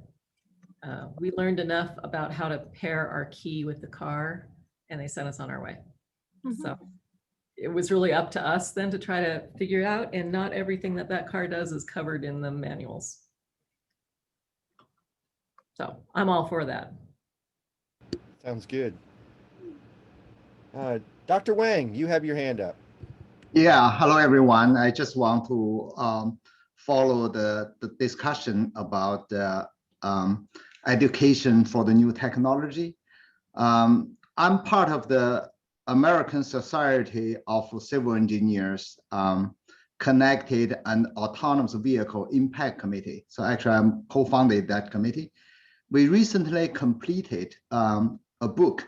It's called Transportation Primer. Basically, it's targeting for educating people who want to know these kind of technology. And recently, the Pac Trans Center at the University of Washington, we just launched the Workforce Development Institute. We provided training courses to Alaska DOT, Washington DOT, and just whoever may need this kind of training. So we're working with the University of Washington's Summer Youth Program, try to set up a new course. Actually, we were targeting K through 12 about what autonomous vehicle is. So we're preparing for that. Hopefully we can offer it in the coming summer. But based on the discussions and the presentation today, I feel there may be a need to develop several videos just briefly introducing this kind of technology.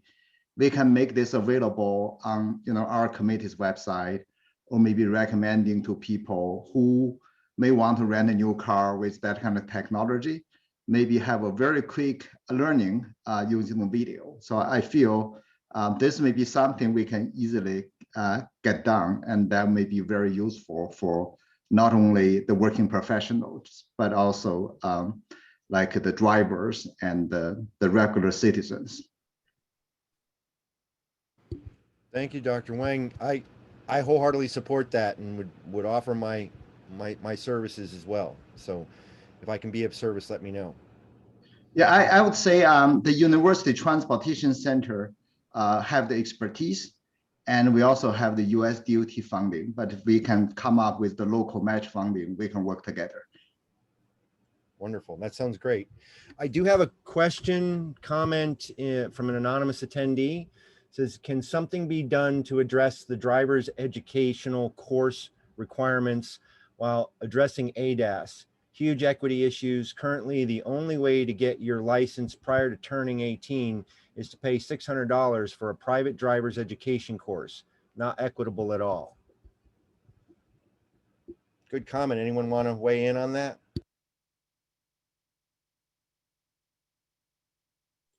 Well, this is Bo with DOL. I can say it's definitely an issue we've looked at before internally.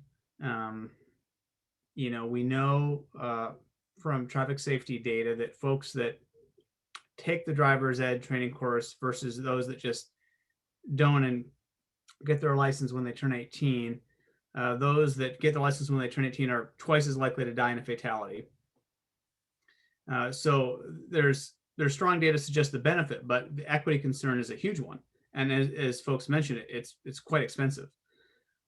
So we've never proposed, anything, just because it's a very complex issue with you know, could you create a subsidized, you know, version for folks? Some other states have done that, but how do you raise the money? Where does that come from? You know, in transportation, we're tough budget times last several years. So we've looked at it and it's a tough issue.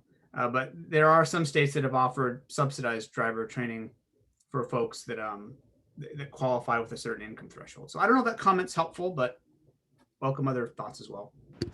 Thank you, Bo. Other questions, comments on this item? They followed up with school districts used to teach these courses, but stops due to liability issues. So maybe that's something that has to be looked at as well. The liability subcommittee might want to look at that.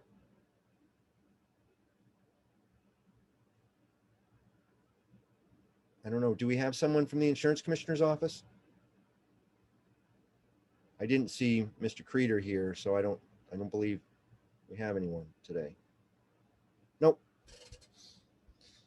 Well, that's something, staff, if we could make sure that question gets to the liability subcommittee, I think they might appreciate that.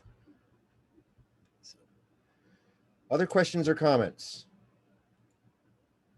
Other items of concern? Okay, we'll go ahead and move on to the, oh, hold on. Okay. All right, so now we'll move on to the closing remarks. The last item is the October meeting.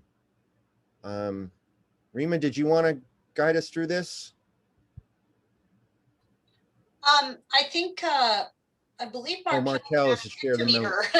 Okay, We're we have a gonna Mentimeter voting. Okay, great. Yes, okay.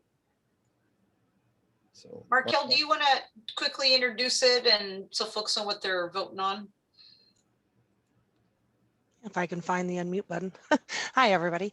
Yeah, so we've currently have the next 2021 Executive Committee meeting scheduled for October 5th.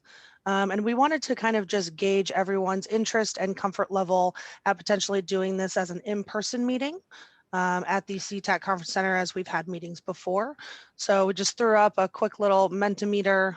If you can, you know, go to menti.com as you did before, type in that code, and let us know your interest and comfort level at having the meeting in person versus virtual.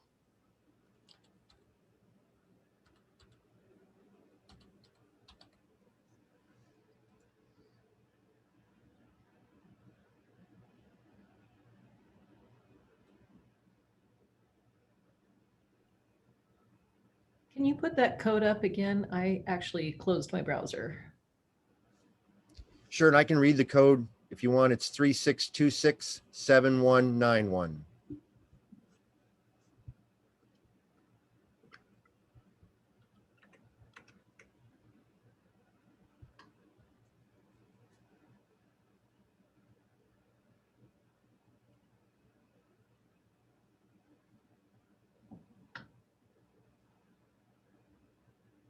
For those of you who want to know, the commission recently met, and we decided as a commission that we won't meet in person again until 2022. So for the rest of this year, our meetings will all be virtual.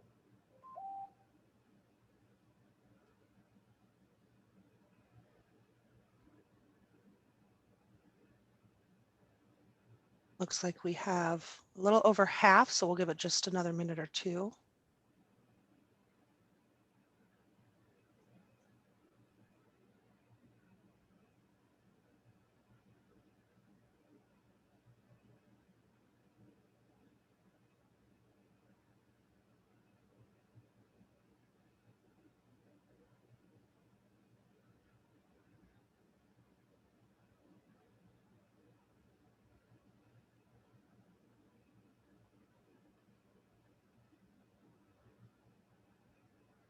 So if I can say I'm having trouble linking back to it again. It's not like refreshing.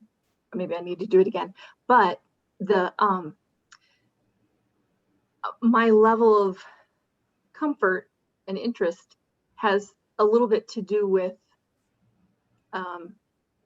whether or not people are vaccinated, who I would be sitting in a room with. And so I don't know if that enters into our conversation at all, but it's not captured in our question. I would have a different answer if it was required or not required. Thank you, Representative Kloba. I'm in agreement with you on this one as well. Obviously, I think that's something the commission did discuss that. You know, I offered what we did here in Sunnyside, which is what we told the employees, that if they were willing to attest that they were vaccinated, they could remove their mask. And of the 115 employees in Sunnyside, only 33 of them were willing to attest that they actually were vaccinated. So the rest of our staff are still wearing masks at their own choosing.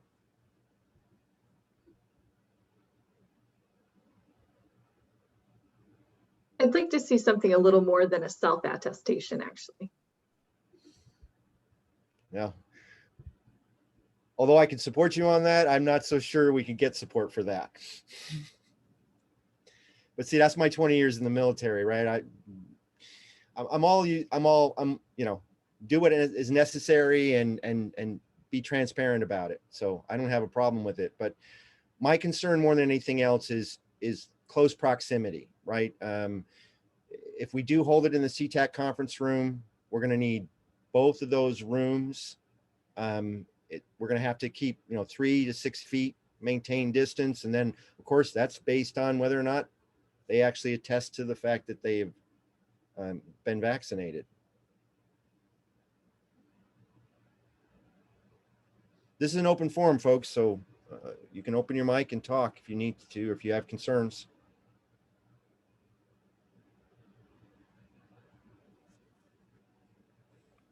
My concern is on being vaccinated, but also who's going to drive me there. No, I'm just kidding.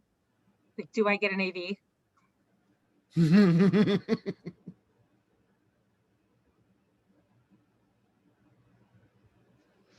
All right, well, we've got 19 of 22 executive committee members, so I think we'll go ahead and consider this closed. Less than half were interested and comfortable in meeting in person.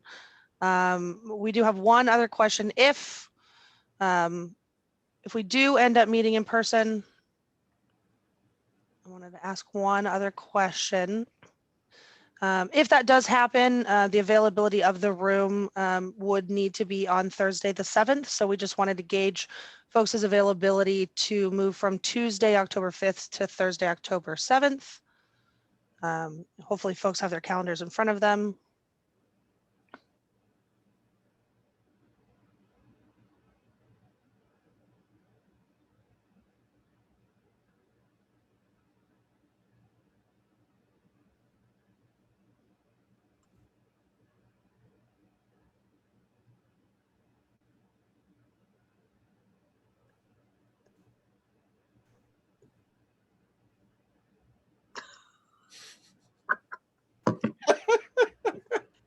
Looks helpful.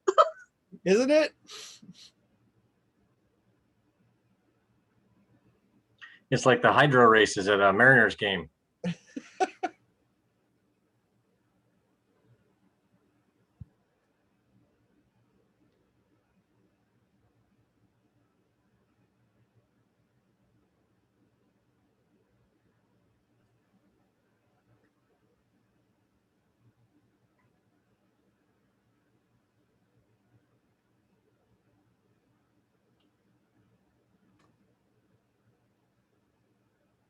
Okay, we got 14 of 22 that have chimed in, and kind of almost the same across the board. So Chair Restucci, this is, I think, the last item on our list. Okay. Mr. Chair, given the less than half support for the in-person, it was not an overwhelming response. It seems to me we should go the course of planning it for virtual, and we can certainly send an email out to everybody for those that aren't here today to see if anyone else has any passionate views about this. But I'm suspecting that given these results, it seems the conclusion would be that we would stay virtual, but that's just my 2 bits on my read of it. That's kind of how I read it as well, Rima. Anyone else see that differently? I think probably we should plan for a virtual meeting for October. I agree. Yeah, safer to do that. So, and I want to thank the members of the House that are here today. It is not lost on me that the other chamber is not present. So thank you very much for your participation. So I know of no other business to come before this august body and would entertain a motion to adjourn. So move. Thank you. It's been moved that we adjourn the meeting. I actually moved and we adjourn the meeting. So without objection, so ordered. We are adjourned. Thank you very. Hope you all have a great day. Thank you for your participation. Thank you. Thanks all. Thanks, everybody. Thanks, everyone. Thanks.